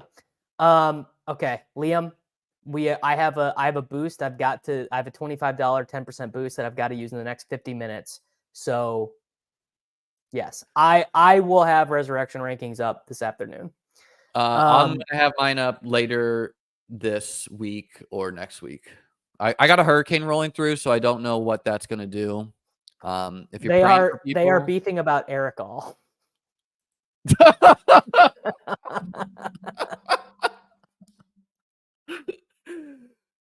I'm sorry, but like the people who try, like I think Sam tweeted to sum this up about Eric All, and then this loser was like, "You didn't draft any in BBM," and it's like, dude, whatever. Like he drafted it in DK. Go check that exposure, man. Like I don't know, but all right, Liam, we got a fire.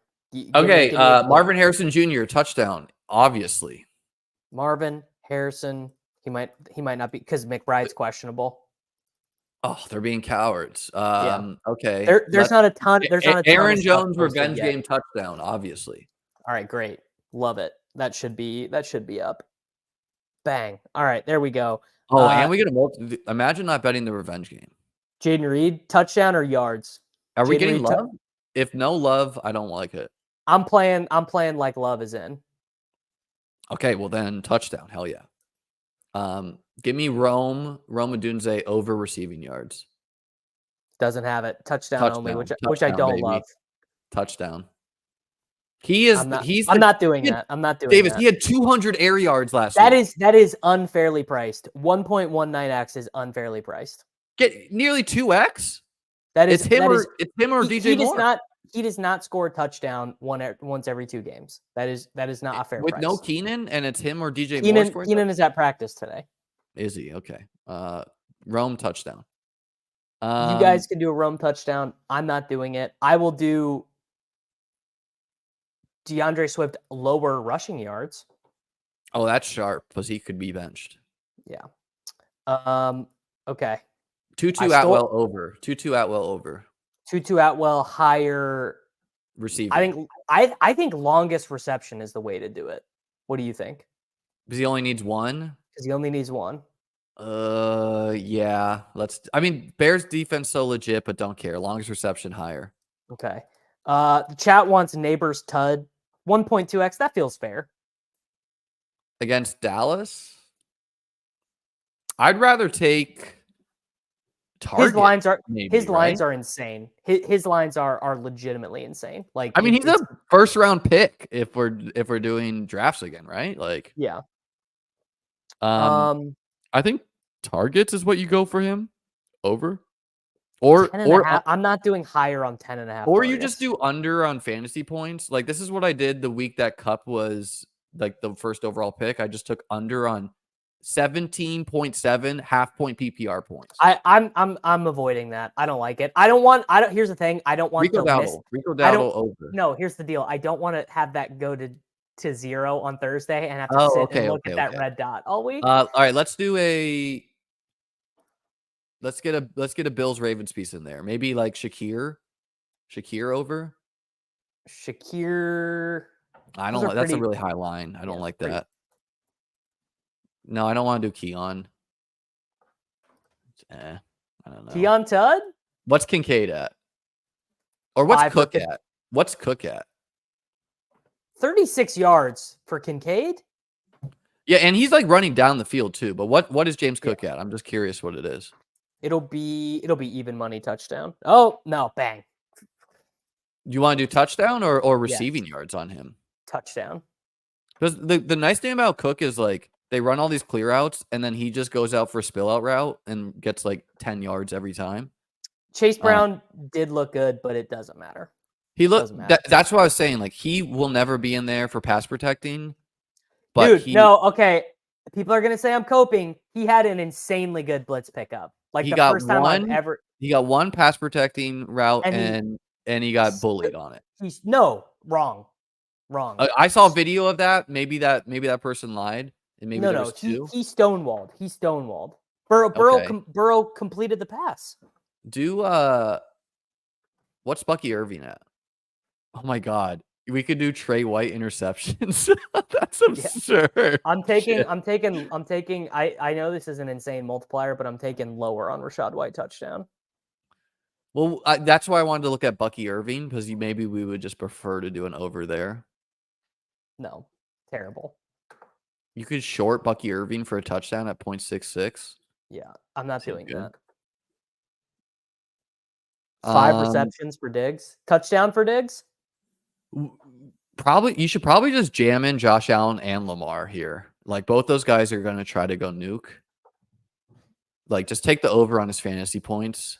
He doesn't have one yet. Take the over on the combined yards for him. And with Lamar, I think you want to take the over on his rushing yards.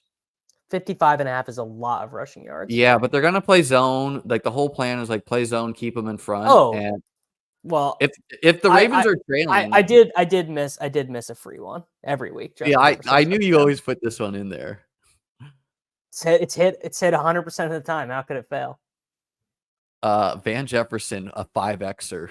That needs to be literally a 25xer for me to click that button. I did bet a 25xer last week. Jake Ferguson 2 touchdowns. You can do that on this by Sunday morning. Yeah. Oh hell yeah! All right, we need one more. Eric All for the Twitter drama. Can't. I would have done. Yes, I would have done. Yes. I would have done yards. Or dude, it's a $10. Why not? No, I'm doing 20. I'm doing 25. Oh, you're doing okay. Well, I still think touchdown is like not terrible. 4xer. It's pretty bad. Do Andy Dalton, right? Andy Dalton, 225 passing yards. I mean, the revenge? Probably would oh my God, the revenge. Probably just what's like a Chuba line. Probably should just take him. High. That is very high for Chuba Hubbard. What's his face? James Conner looking at? I guess they're not hanging any Cardinals right now. They probably won't. Yeah, he probably won't have any. Yeah. Rushing yards 67.5. Like everyone's gotten there. 47.5 rushing yards for Daniels. No, don't love it. Yeah. I'm doing Andy Dalton. I'm doing Andy Dalton. Hell yeah, dude. Are we worried about no Thielen? Leggett, baby.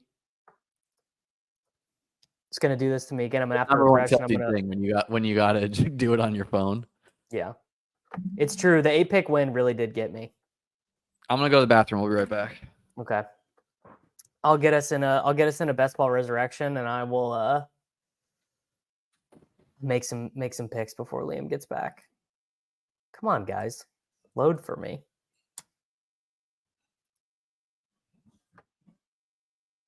No, dude, I'm not gonna take your advice because you don't know ball.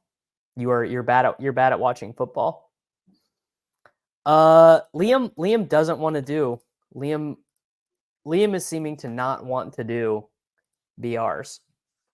He's seeming to be over it. Okay, there we go. $25, $3,314 richer if we. Oh my God, it's doing it to me again. That's really annoying.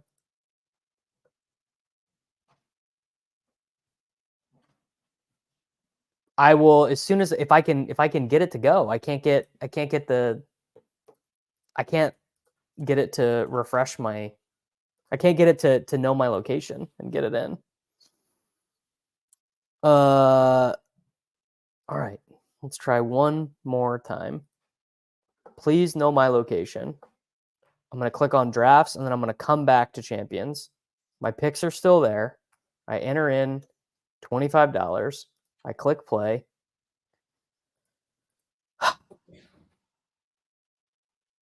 Okay. I'm catching up on. I did.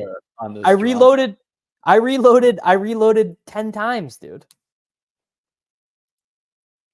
Yeah, it only ever happens to me while I'm streaming, but it is annoying. Are you a mute man or a block man? Mute. I mute I've been everybody. mixing in some blocks just because I'm like, I don't need these people even. Okay. All right. I'm gonna X out the tab, and I'm gonna come back into Underdog and see if they'll let me in. Whose exposure to that? You this was Waldman. It was just the tab I have open. Oh, Waldman. Did you catch up on the? Oh my god! All right, I'm doing it on my phone. Reading it. I'm doing it on my phone. Yeah, I don't know. I had that dude muted, so I'm assuming that he is just a weird troll. Josh Jenkins. Yes. Josh Jenkins lost a bet to Easy in the Deposit Kingdom Discord, and then rather than pay up his bet, he just deleted his Discord account. for like $100. It wasn't even a big bet. I know he's a big Spike Week defender, like, so I don't know. Well, I'm friends with Bime4. Bime4 and I have known each other for a long time. I got no problems with them either, but I don't know. This Josh Jenkins dude is out of pocket. Yeah. Okay. Rashad White lower touchdown. That somehow that's going to end up being the red dot. Dude, he gets subbed in he does get subbed in still for the short yardage work. Yeah, but if he's actually the backup, then it is inappropriately priced. What's a Carson Steele, dude? Just do a Carson Steele over. No, I've got it.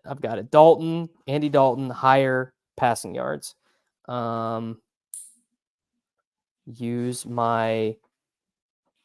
Oh, I've got a bunch of profit boosts available. All right, $25 max. You knew that he. Davis, you should jump in there and retweet Josh Jenkins and say, "Pay my man, easy."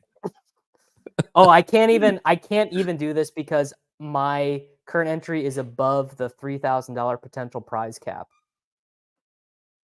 Yeah, Underdog. We need to get these. Like, I'm so envious of these people that can do these like teaser lines where you like bet $3 to win like $1 million, and it's like Xavier Worthy 150 receiving yards plus like Roma Dunze 175. Like, I wish I could do that in my state. All right, I was able here. If you guys are in my Discord, I will share the link to this in my Discord. I was able to get it in the chat so people can tell. I can't do it on my phone. Oh, I guess I can pull up the chat on my phone. No, just do it pull it up on your desktop and just. Oh, here we go. I got it. There we go. God damn, that was. Yes, sacrilegious has confirmed himself. Did he message you? It's rounds 1 through 6. Yes. Yeah, that makes a lot more sense than picks 1 through 6. That was a goddamn hassle. That took way too long. The link is in the chat. That was on me. I need people to be clear. That was on me. I've been able to fix that before, and I just was boomering right there. I've never been able to fix it, so I normally am able to fix it. Okay. Are we doing a resurrection? Sure, we can do a resurrection. It's 10% filled. That's sick. It dropped yesterday. Yeah, these guys are. People were fiending to get the taste of Chase Brown and these picks out of their mouth. Oh my god!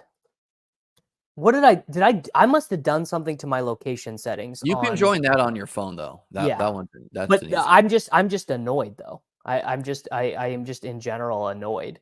I don't know. I think it's something our friends need to. 15. You want to do 15 seconds or 30?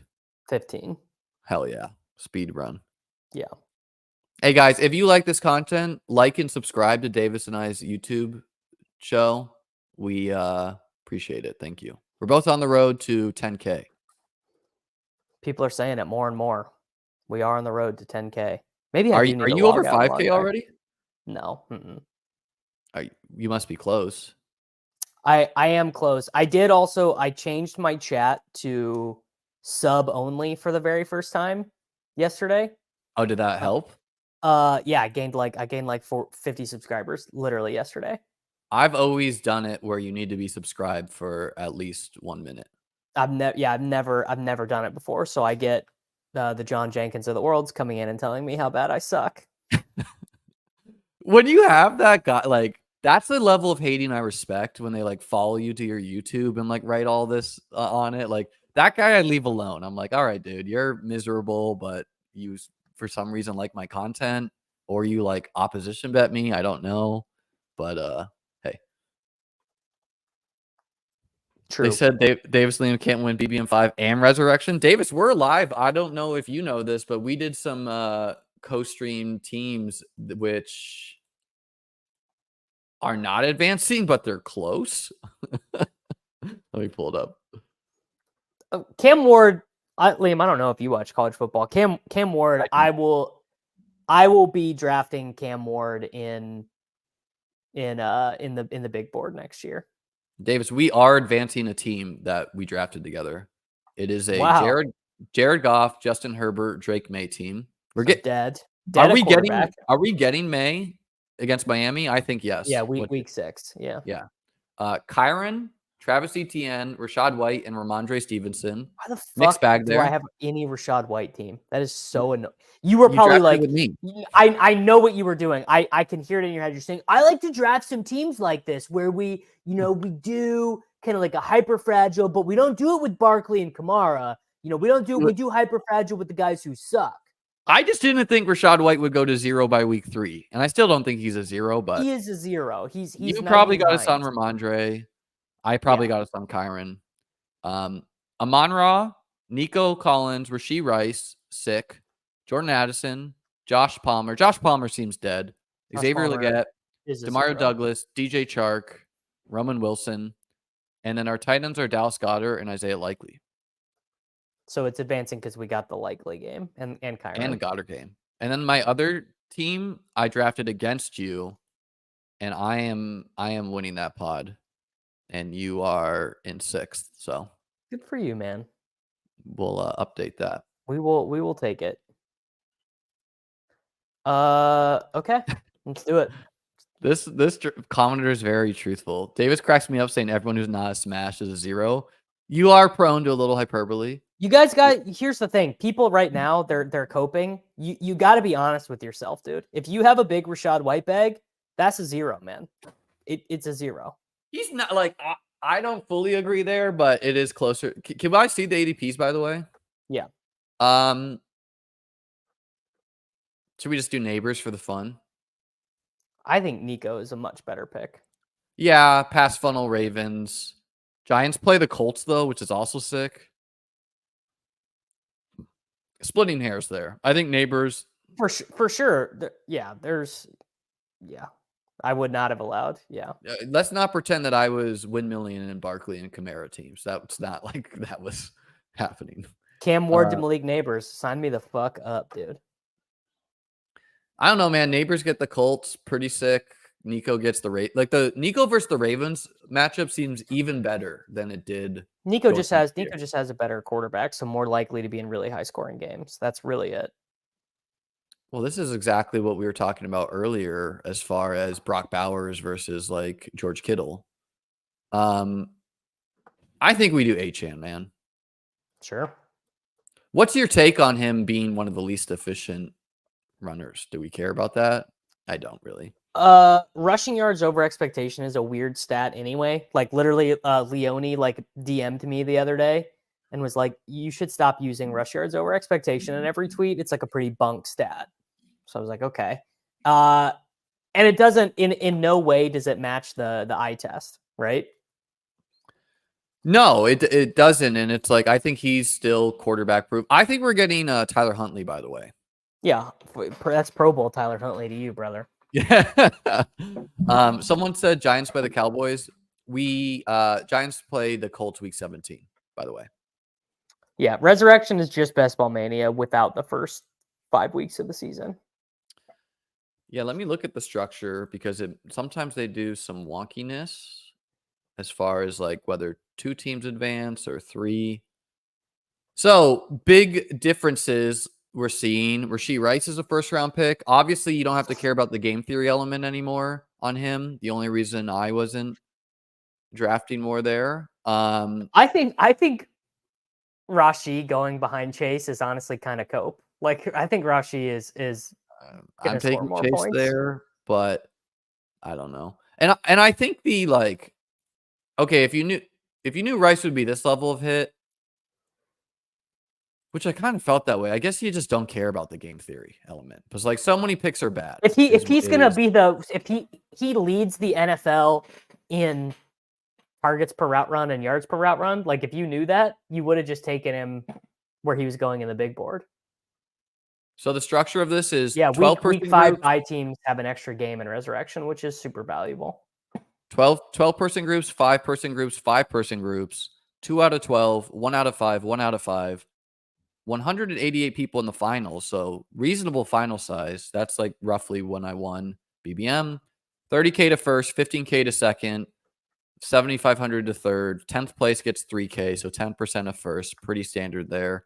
A min catch for the finals is $400, and these are $10 drafts. So, yeah, I don't think I'll max them. I historically don't do a lot of content or a lot of drafts in the Resurrection, but I'm for sure not going to max, some. but it is good content. It is good content. Yeah. So yeah, okay. CMC goes in the 3rd round. That's a no for me, dog. Yeah, I wouldn't take CMC until like the 10th. Brandon Aiyuk for me. He's the only healthy, legit 49er. We're on the clock, by the way. Yeah, I'm gonna take DJ Moore. Dude, I think more with Rome there is also cope a little bit, in my opinion. Well, they should call this best ball cope. They should call this the best ball cope ball. I mean, really, that's all it is. They should the cope erection. I mean, that's all this is, dude. I can promise you, I'm not going to be windmilling in 2nd round Alvin Kamara.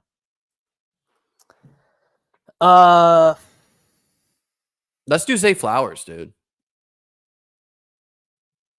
I kind of think Zay Flowers correlate against Nico. Against Nico. And if you knew Mark Andrews was dead, wouldn't you be into Zay Flowers? They just look like they're so good at running the ball. Like Lamar's such a good rusher. He had 10 targets in weeks 1 and 2. Yeah, each. he's a good pick. He's a great pick. And he correlates with Nico. We're setting up a game stack. You can already see people are like, dude, I gotta just smash in some running backs. Yes, like, that's what I'm like. I mean, I don't know. I think Derrick Henry's kind of down bad. Like he's still going at the same. Oh, he's super down bad. That game against the Cowboys is gonna buoy him up for like the next month in people's minds. I think they should go back and watch weeks 1 and week 2 in like remotely competitive games. Bowers is just the tight end 2 here. Not for me, but who are your top 5 tight ends if you were drafting today? And it's not Davis Mattek. You are an entity of 1,000 objective minds just trying to choose what's correct. McBride, Bowers,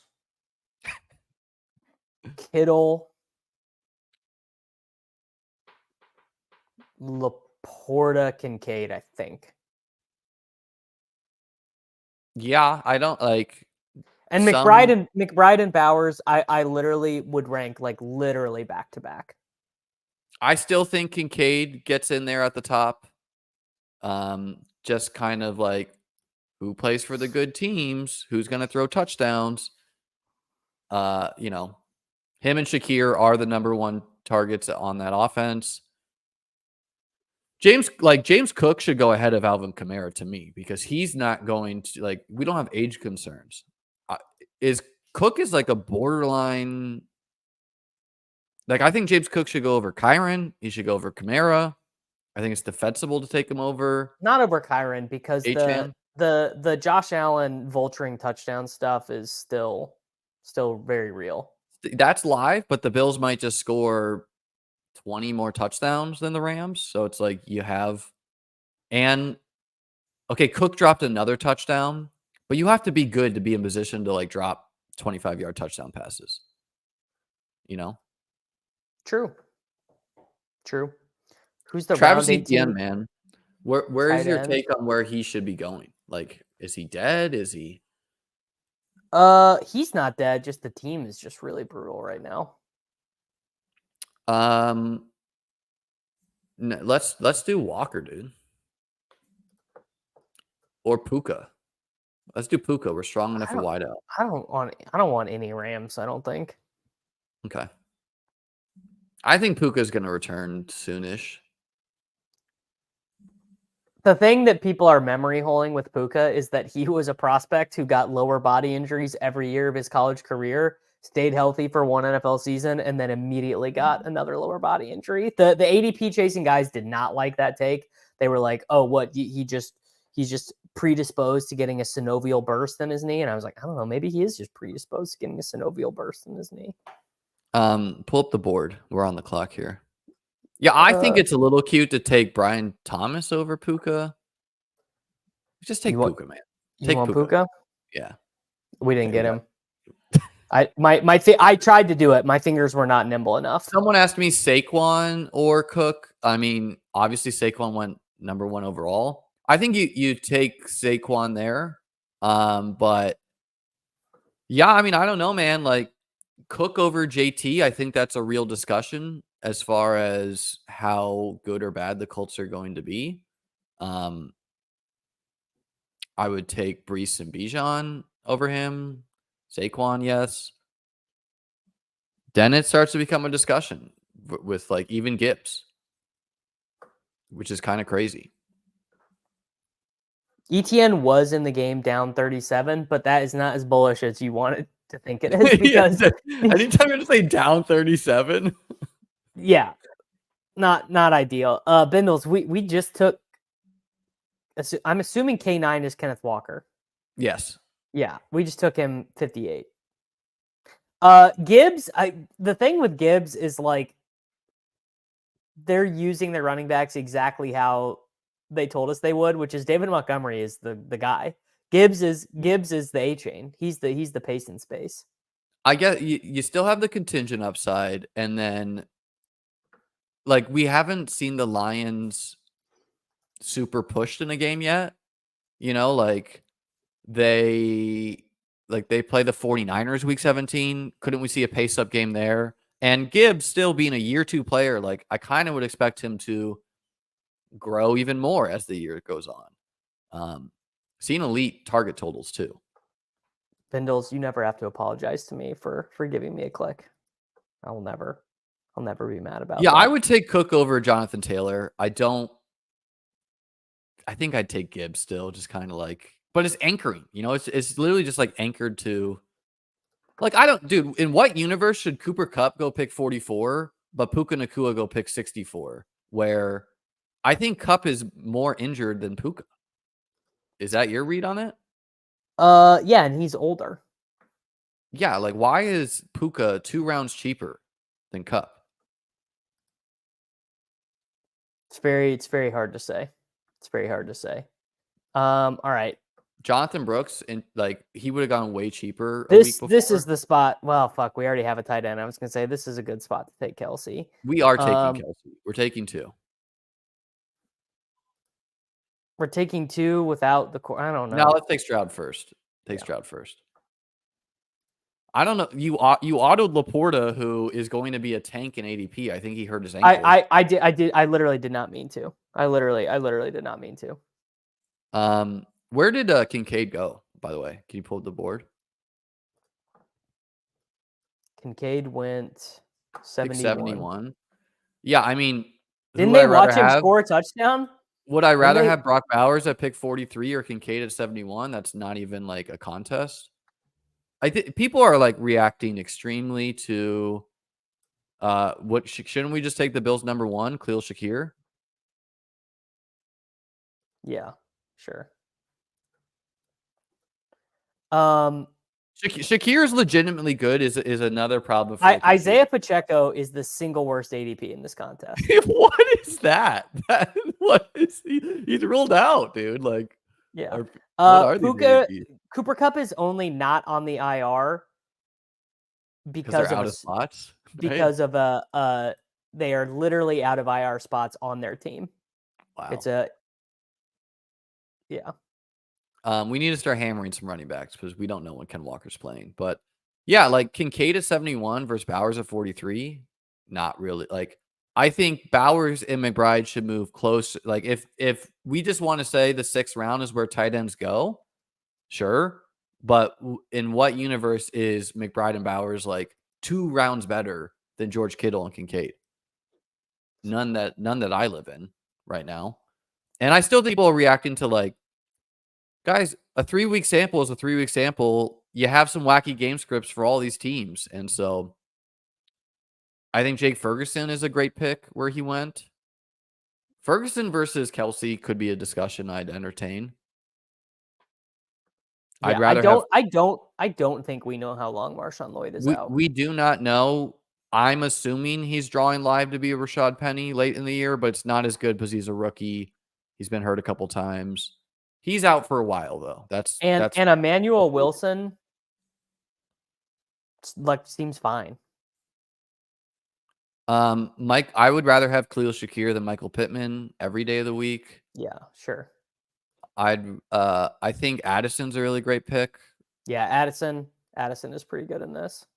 He's like the one Viking I drafted a ton of. Emmanuel Wilson is like a total non-prospect, so it's definitely possible. What was your take? Emmanuel Wilson got 12 carries in that game. They're just running the goddamn air out of the ball. Yeah, but like I was kind of surprised how much he worked in. So that's bullish. Isaiah Likely, I guess that's fair, man. Wow, Mark Andrews must be free. I took him in the 11th round in this one the other day. Let's get some. Well, I've got some bad news for you. If you want a running back, they're all fucking zeros. We're taking Jerome Ford. We're definitely not doing that. He operated as the RB1 again, and look at the rest of the list. I would do. You can have Ford first. You can have one of the Kansas City guys. Ford first, and then one of the Kansas City guys. Jerome Ford is as dead as Chase Brown. Explain that logic. He's the passing down back on the worst passing offense. Pull up the Nathan Yonke snap count from last week because he dominated snaps. Foreman is just going to be too big a part of that offense. He barely played last week, Foreman. You can have any guy you want here. The world is yours, Steele, right? Yeah. Man, how hurt is Warren? Like, sure, Warren, fine. I don't know, man. Like Ford's still explosive, and Foreman played way less this past week.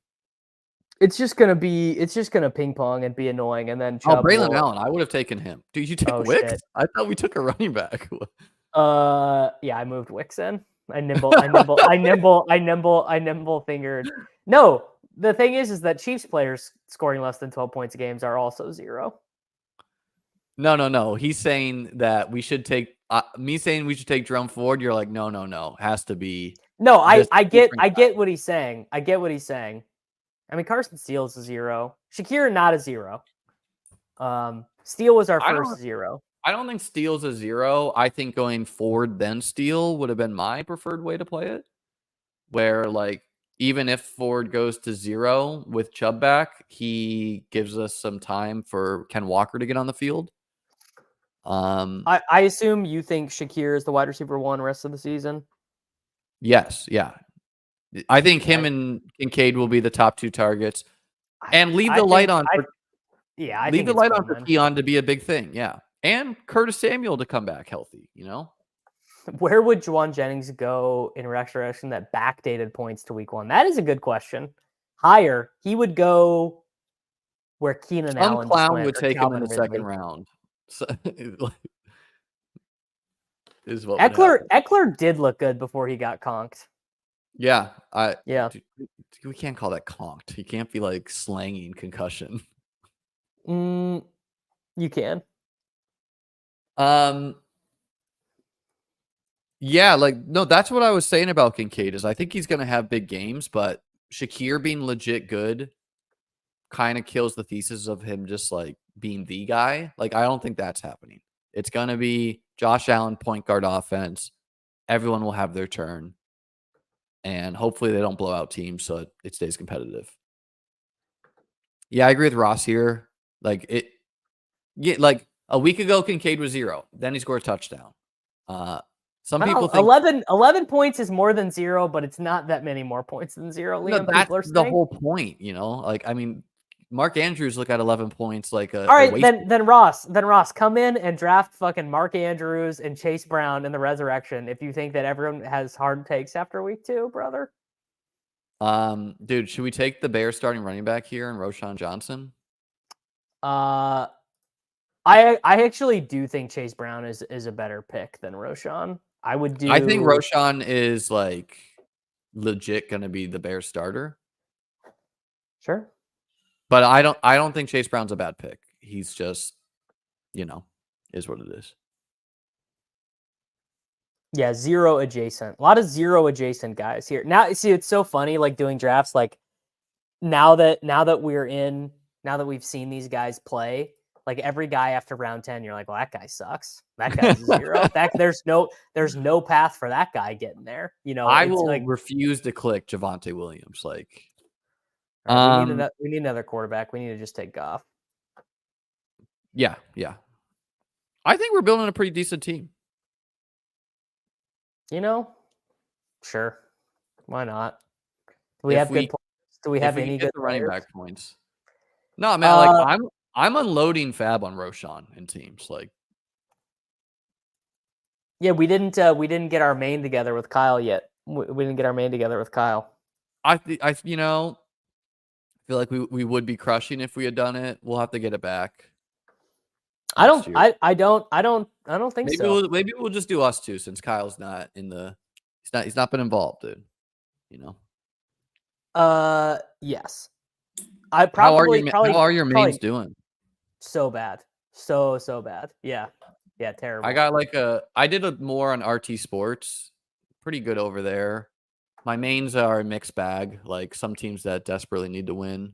I've got a couple good teams on NFFC, but I mean, look at this shit. I've got a bunch of high stakes. Paid $2,000 for a team to go 0-3, $2,000 for a team to go 1-2, $2,000 for a team to go 1-1-1. Literally had a tie. $2,000. Oh my god, a tie!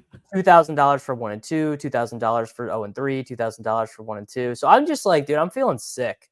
Bro, you did a lot of mains. I didn't know you did that. Well, I'm here doing content, trying to take YouTube seriously, and just like, dude, like some of these teams are 0-3, and like they're 0-3 with no hope. Like look at this team. I went to go and make bids for this team this morning, and I was like, literally, what's the fucking point? This team has no path. This team has Ty Chandler and Carson Steele, and injured Kenneth Walker and Braylon Allen and. Like, why is Ty Johnson? Why do I even have him? Why aren't you starting Braylon over Ty Chandler? You're 0-3. You might as well have. Yeah, Lou. Not for very long. I'm not doing it for a living very long. Make sure to like and subscribe, guys. Become a YouTube member.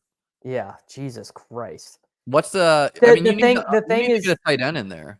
Taysom is yeah, that and Mark Andrews. I mean, yeah, great. Sure. I got Mike Gesicki sitting there on the bench to save me. Smash for you, dude. Unreal. I think that team actually has some pieces. It's got Lamb, it's got Olave, it's got Dak. No, Eric is correct. It's just no, we're very binary here. It's either shit or it's okay. It's got a couple guys who are interesting, not a couple guys who are interesting on an 0-3 team. Like it's not. There's no come from behind. All right, we need. I don't know. What do you want to do here? You got any ideas? Click on running back. Scroll. Alexander Madison, dude, or Ray Davis. We took the 15-second pick clocks are getting us. Oh, Jalen Wright, dude, he's playing, man. How much should I have invested? I don't know, probably like $30,000 this year. Show me the tight end position. Tight end position. We are on the clock. Gotta be quick. Scroll up. Dalton Schultz. Yes. Yeah. Schultz. Overreaction. Right. Yeah. We have Stroud too. So that's the thing in mains. There's not that much. season There left is because you need to win now. Like I have a team that is like I had an 0-2 team where we faced the second highest score. He scored like 180 and we scored like 190 to go 1-2. And then if T Higgins catches a touchdown, I'd go 1-2 in another league. But now we're 0-3, so yeah, it's probably over. But like, if you could string together some wins, so many teams are usually live going into the last week to make the playoffs. But 4 teams make it. It's top record, top points. So I don't know. Jacob, Ron, and sure. I drafted a good team together. Yeah, I've got a couple teams on the NFC that are better. Although I think me and Nate and Sammy might literally have drafted the worst team in the entire. What an electric trio that is. Yeah, it's pretty bad. This is yeah. Oh, I thought we literally, the last time I checked, we had one that was like literally in last place of the entire contest. This team is in 411th. It seems bad. This is actually a team I'm like legit optimistic about. We're not that Isn't far this the behind. site that like rugged people or something, or there was like a super user or something? They didn't. They had an employee who was changing Colluding? lineups after lock. So it was in multiple contests. They had an employee who was changing And I guess we would lineups. just have no idea if that occurred on the FFPC. Like, I doubt it's happening, but No, they just do it themselves. They just are like, actually, all those teams you spent all offseason drafting, the positions you allocated, they just flopped them, or we just didn't feel like it, so we just juggle them changed them around. around. Yeah. This team is actually very much not dead, but we don't have a quarterback. But You got Caleb, dude. That's totally fine. Yeah, we have A-Chain and Kyron, and we have wide receivers who are not dead, and we have Kincaid instead of Andrews. So maybe this will be maybe that's how I get money back this year. I don't know. Well, you also have a current playoff team with me and BBM5, so we could chop up $1.5 million, Davis. In which case, I am giving you your money via a wheelbarrow. I'm just gonna like drive it to your house and unload it. Of money? Yeah, like if we win BBM5 together, I'm just gonna do it like that. Not Gibson. Emmanuel Wilson, I think, is good. Vidal, I think, is good. The thesis is actually improved for him. Yeah, in both ways. But his ADP. Yeah, if you go back to the beginning of the stream, we did this. Jacob is like J.K. Dobbins' #1 fan, and I think he's obviously been a good pick to date, but he was the least efficient runner last week. Jacob Sanderson is not his biggest. Is that true? In chats with me, he comes across that way. So like, Davis and Ron are like, no, Dobbins is a lock starter, and I'm like, I think we play worthy over him sometimes. Like, dude, Alec Pierce. Why are we not drafting him? He. By the way, guys, Alec Pierce should not go after Adonai Mitchell in drafts. Yeah. Like, it's in best ball, especially, like, great piece. So yeah, like, I think it's really unknown on J.K. Dobbins. I want your take on this, where I could see it going a couple ways still. I could see it being like, okay, obviously Herbert's injured, the tackles are injured, that's bad, but your efficiency doesn't care about that. It's just like an objective measure of, are you getting what's blocked or not? And he was not efficient last week against the Steelers. In fact, he was the least efficient, less efficient than DeAndre Swift, for example, via next gen stats. So I think it's possible he's James Robinson. He had a good game or two to start the year, and he was explosive, but, injury and time catches up to everyone. I also would accept he's going to get healthier as the year goes, whatever, like that. And then Gus Edwards looks terrible. He was on next gen stats. No, dude, you are. I'll just say this. I'm team Jacob and Ron here. J.K. Dobbins is going to be awesome for fantasy as long as he's healthy. Just is what it is. So we're just throwing it like, because to me, week 1 and week 2, he played the worst rushing defenses in the NFL. He played the Panthers and the Raiders. So you can't turn it around and be like, well, he was only inefficient because he played the Steelers. You know, it's like you can't say that and ignore the fact that he was super inefficient this week. So rushing yards over expected. J.K. Dobbins was at minus 33. DeAndre Swift was at minus 30. I just told you Leone told me that stat is bunk, dude. And if Leone says the stat is bunk, I'm not arguing against him. Which one is fine? Rushing percent over expected? Rushing yards over expectation. The way they somehow the way they calculate it, What's Leone a good says one, it's not good. I'm asking you. I prefer success rate. I'm more of a success rate bro, except for when it's obvious that a player is not trying to, like Kenneth Walker. Like Kenneth Walker doesn't give a shit about success rate. Where are you pulling the success rate on? Pro Football Reference. Okay. Well, Next Gen Stats only has rushing yards over expected, and Dobbins was bad at that. The guys who were bad at that last week: Dobbins, Swift, Bijan Robinson, Alvin Kamara, Kyron Williams, Achane, James Cook. Yeah, I guess it's like Achane, James Cook. You don't care because they're explosive. You could say the same thing for Dobbins. Debatably still explosive. Damn, I was literally about to take Andy Dalton. We need a running back, dude. I think Gibson is fine now. Dude, we're the only one who have we're the only guys that took Tyler Bidet in Best Ball Resurrection. I would rather have Tyler Bidet than Cam Akers. I got to watch Cam Akers play and I was like, shit, that is a Cam Akers. He looks like getting Cam a touchdown. Akers. Even people didn't deserve that. Like he was a face. I was like big on Akers last week too, and I saw him play and I was like, immediately that's wrong. Like immediately. That spin move was cool though. The spin move was cool, but that's his only move. I mean, that's literally his only move. He's just spamming the X button. Yes, he has got absolutely nothing else. What do you think we need for this team? I don't think a second quarter. I don't think a third quarterback. I think you always want a third running back. Yeah. Goff. Take Eric Saubert, dude. It's too late. I don't have nimble. Someone mentioned Ertz early, and that got in your head. You're like, yes, I need Ertz. He's gonna trend down, dude. Right? Eric All already went. John Jenkins was in this draft. He already took it. He screenshotted Sam Sherman and said, "Suck it, dude."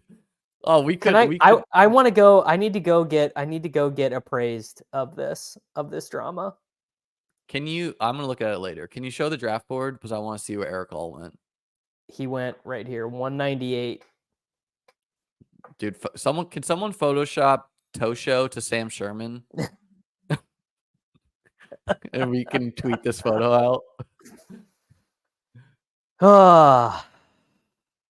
I think Noah Brown's a good pick. Tommy Tremble is not a good pick, although I guess with Dalton maybe it is. Tutu Atwell's a good pick.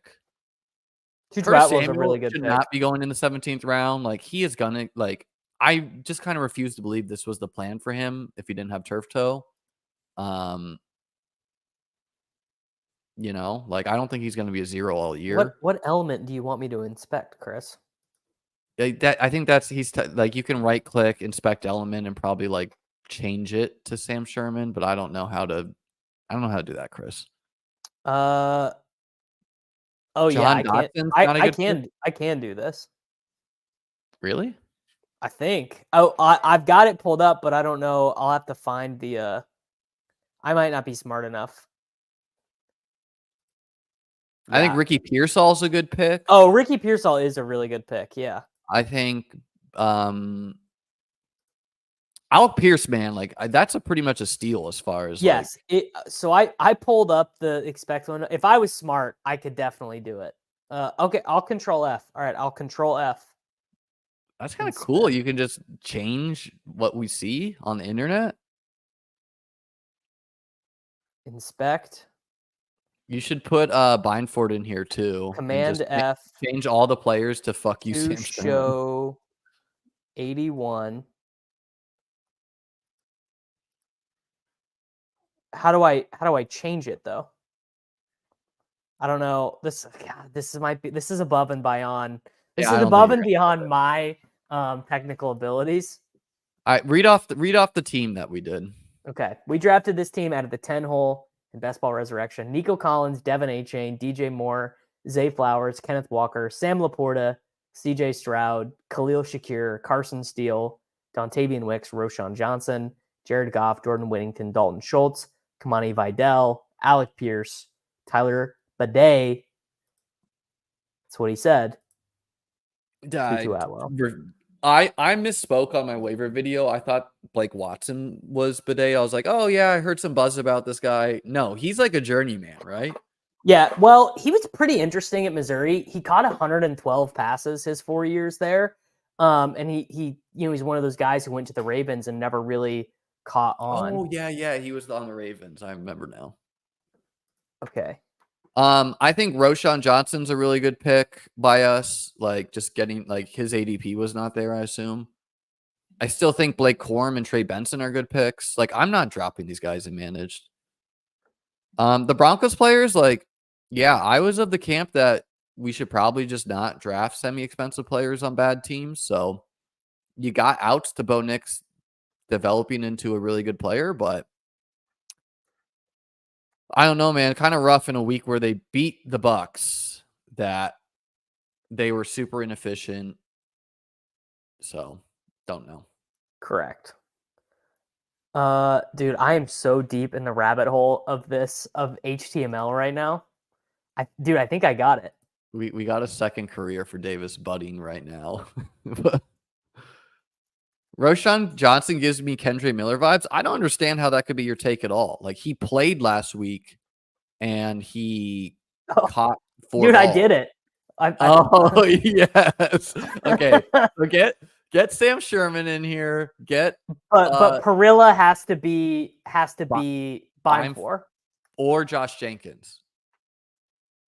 Like, I don't want to give Josh Jenkins the pub. Well, he needs to be a character though for this to be funny. Like, it's kind of like you make him Josh Jenkins and then you make buying for the guy before, and then you screenshot it and you're like, wow, guys, you're gonna let Sam Sherman get the Eric Allshare and in whatever. Fuck, my Grammarly thing is in the way. Do you use that to write? Grammarly? No.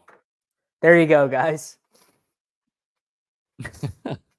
You gotta, yeah, and then just change the other. You gotta add like myself, yourself, Pete. Hit him with the gritty in there. Just like get like a very niche collection of people. Okay, all right. We're really stretching my abilities. Get Soccer Dave in there. And just like make sure he's the Deshaun Watson drafter. This is not nearly as it's not gonna be as funny. This is I'm undoing this. This is not funny. The funniness is right now, but yes, I'm shutting this down. It's not gonna be as good of a bit. This is gonna be like a 17 like tweet. I'm not. How many people are watching our stream? Guys, do you all promise to like this tweet if Davis tweets it out? I'm not doing this. I'm not doing it. It's as good as it's gonna get right now. Yeah, someone can screenshot this and post it on Twitter right now, and they can highlight that Eric All just went at 198 to Sam Sherman. Here, I'll do it. I'll take a screenshot right now. I'll take a screenshot of our stream. Just imagine how funny the niche best ball consumers would find this. You know what I'm going to do? I'm actually just going to post it in Pete's Discord. That's what I'm going to do. That's a good middle. That's a good middle. But Josh Jenkins is banned from there, dude. He closed his account. This will get like 19 laugh Rogers. The hurricane is like debatably starting over here, so yeah. So are you worried about Tampa and Philly this weekend? More concerned about myself, my friends, and etc. But sure, that game too. I mean, I think it's going to be fine. The no caps did ruin the bit, but I'm not inspecting the element again. Although now I do know how to inspect an element. Yeah, honestly, I'm a little envious that the chat gave you this coaching because I don't know how to do this, and I think it is pretty easy. I never would have gotten there. I never could do, like I never would have gotten there without someone telling me to Command F. I wouldn't have thought that Command F would work in that, but now I know. I just think like this is the gift that keeps on giving during the summer, you know? What do you? Cavante Turpin ran 12 routes last week, but Brandon Cooks is so bad. He could get more routes. Yeah, he showed something in the past. I think Cooks can go to 0 at any time. I mean, like, I feel like a discussion point next year, which is like not going to be salient, but could be uttered by someone, is like, you want pass catchers that aren't going to be double covered, man. Like CeeDee Lamb, you don't want, like, they either got to be Justin Jefferson and beat the double covered, or you don't want him to be double covered. So that's why you need the Jalen Tolberts of the world, or the Cavante Turbins, or whatever. The Jalen Nailers. No, you know exactly what's going to happen next year. It's old school fantasy football. It's the magic formula. I remember when I first started listening to fantasy podcasts, there was this fantasy podcast I listened to that had the magic formula. And you know what? Guess what the magic formula was? 2 running backs to start your draft. 2 running backs to start your draft, dude. That's literally all it was. That's literally all it was. I remember going into this year, like after last year, I was like, okay, next year I'm gonna draft hero running back 100%, or 1 running back in the first 2 rounds, 100% of my drafts. Like I'm not gonna do 0. And then draft season rolled around. I'm like, fuck it. Like Zach Moss is there, Rico Dowdle's there. I'm going 0 RB, baby. No, I think running backs will make a little resurgence, but like I think anyone declaring 0 RB as dead is like not following the season. You know, like Jordan Mason is a solid hit. Zach Charbonnet is a solid hit. Zach Moss is there. Roshan Johnson's got a change. Like there's all these guys giving you weeks. And other than like Saquon, no one's really smashing at the top of drafts. Okay, JT had a good week. Kyron had a good week. Achan is a good pick, but he's like, give that one to the wide receiver bros. I don't know. What's your take on all this? My take is that running backs are probably going to score more points than wide receivers, or maybe not more, but it'll be closer than it ever was because of the way the defenses are playing. And a lot of these wide receivers that we boosted up and wish casted are not as good as we thought they were. Jalen Waddle, Chris Olave, T. Higgins. Chris Olave is good, man. I think Chris Olave is pretty good. Yeah. So the issue is, this is true. So your running back teams are not drafted for the first 3 weeks. But what happened is that in years past, Saquon, you would have had to have taken Saquon in the first round. Now, in this landscape, you could have started Justin Jefferson, Brandon Aiyuk, Saquon Barkley. And instead, what people were doing, some in the third. I took some in the third too, but the fact it's just, I don't know, man. I just think I probably can't win this year. I think I'm just locked out. I need you to open your third eye, Davis, but here's what's going to happen. The cold season rolls around, and what comes with that? Defensive coordinators think, you know what I don't need to do anymore? I don't need cover 2. It's windy. It's cold. They can't throw in this. Better yet, they're tired. They're tired. They're done to doing this cover 2. They're done with all these bank. Oh, wow. Alvin Kamara. Davis is smiling. Imagine Saquon Barkley has a stomach bug and we just get like a week reprieve. Like, I don't want Barkley to be injured, but can I just get a week reprieve? Just a 1 week reprieve of getting buried by Saquon? Everyone prayer circle Chase Brown 2 touchdowns this week. Do it for honestly, my advance rate, I'd be like maybe advancing 5 teams if I didn't get that Zach Moss touchdown and Jamar Chase week. Like, I don't know. All right, Davis, should we call it a day? Sure. Yeah, let's call it a day, man. We did some good bits. I learned how to inspect an element. I got to go get caught up on this Twitter drama. Got to finish my... I got to do that, and I got to move a bunch of shit inside for the hurricane. Someone says they're in Tampa. It's raining where I am, so I don't know.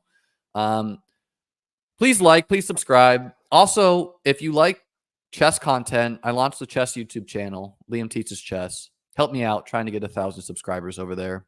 Davis, what you got coming down the pipeline? Streaming, doing the Battle Royale Sims show tomorrow with Nerdy and with Brian. Then the How's that sports been betting. going? Tell me about that. I haven't caught any. I mean, basically, it's like Nerdy kind of built this tool to do his DFS sim process for Battle Royale, but it's not done. Like it's not What's very his, refined. Is his take like I'm getting it in good, like I'm smashing? No. He's a like passion project of his, or well, so he is getting it in good in the uncorrelated games. Like he's like built models and stuff for like PGA and some of these other sports, like just as kind of like a thought experiment because he loves that stuff. And so he's like, well, I want to try and build it for a correlated game with more opponents. Yeah, I think that's what he said. I think he said it's not robust yet. So we're just trying it out and thinking through the theories of how to do it.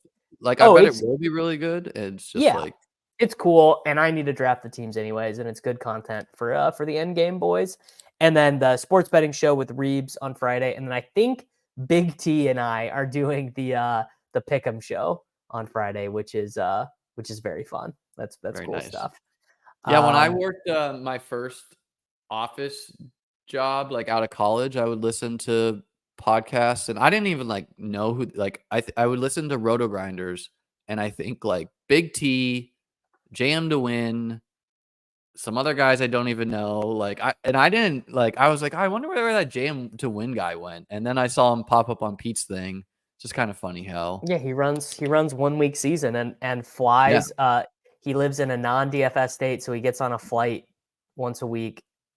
Does a 45-minute flight, and then flies back every week. I love the advice in the chat here. Someone says, just try to get a chess match going with one of the biggest chess streamers. That will really boost your channel.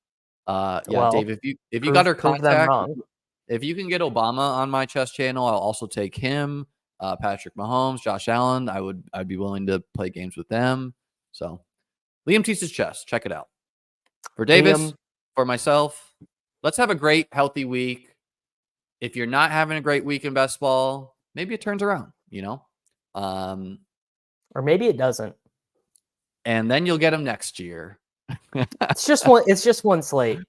It's just one slate. Yeah, get the Botez sisters. I know I them. Actually went to her house one time in New York to a party. I know them because one of them's dating a big poker player. I mean, before she was huge, I went to her house for like a chess party. It was kind of weird, but yeah. You're telling me a chess party is not lit? Hard to believe. There was like, it was weird, man. I don't know. I don't want to get into it. But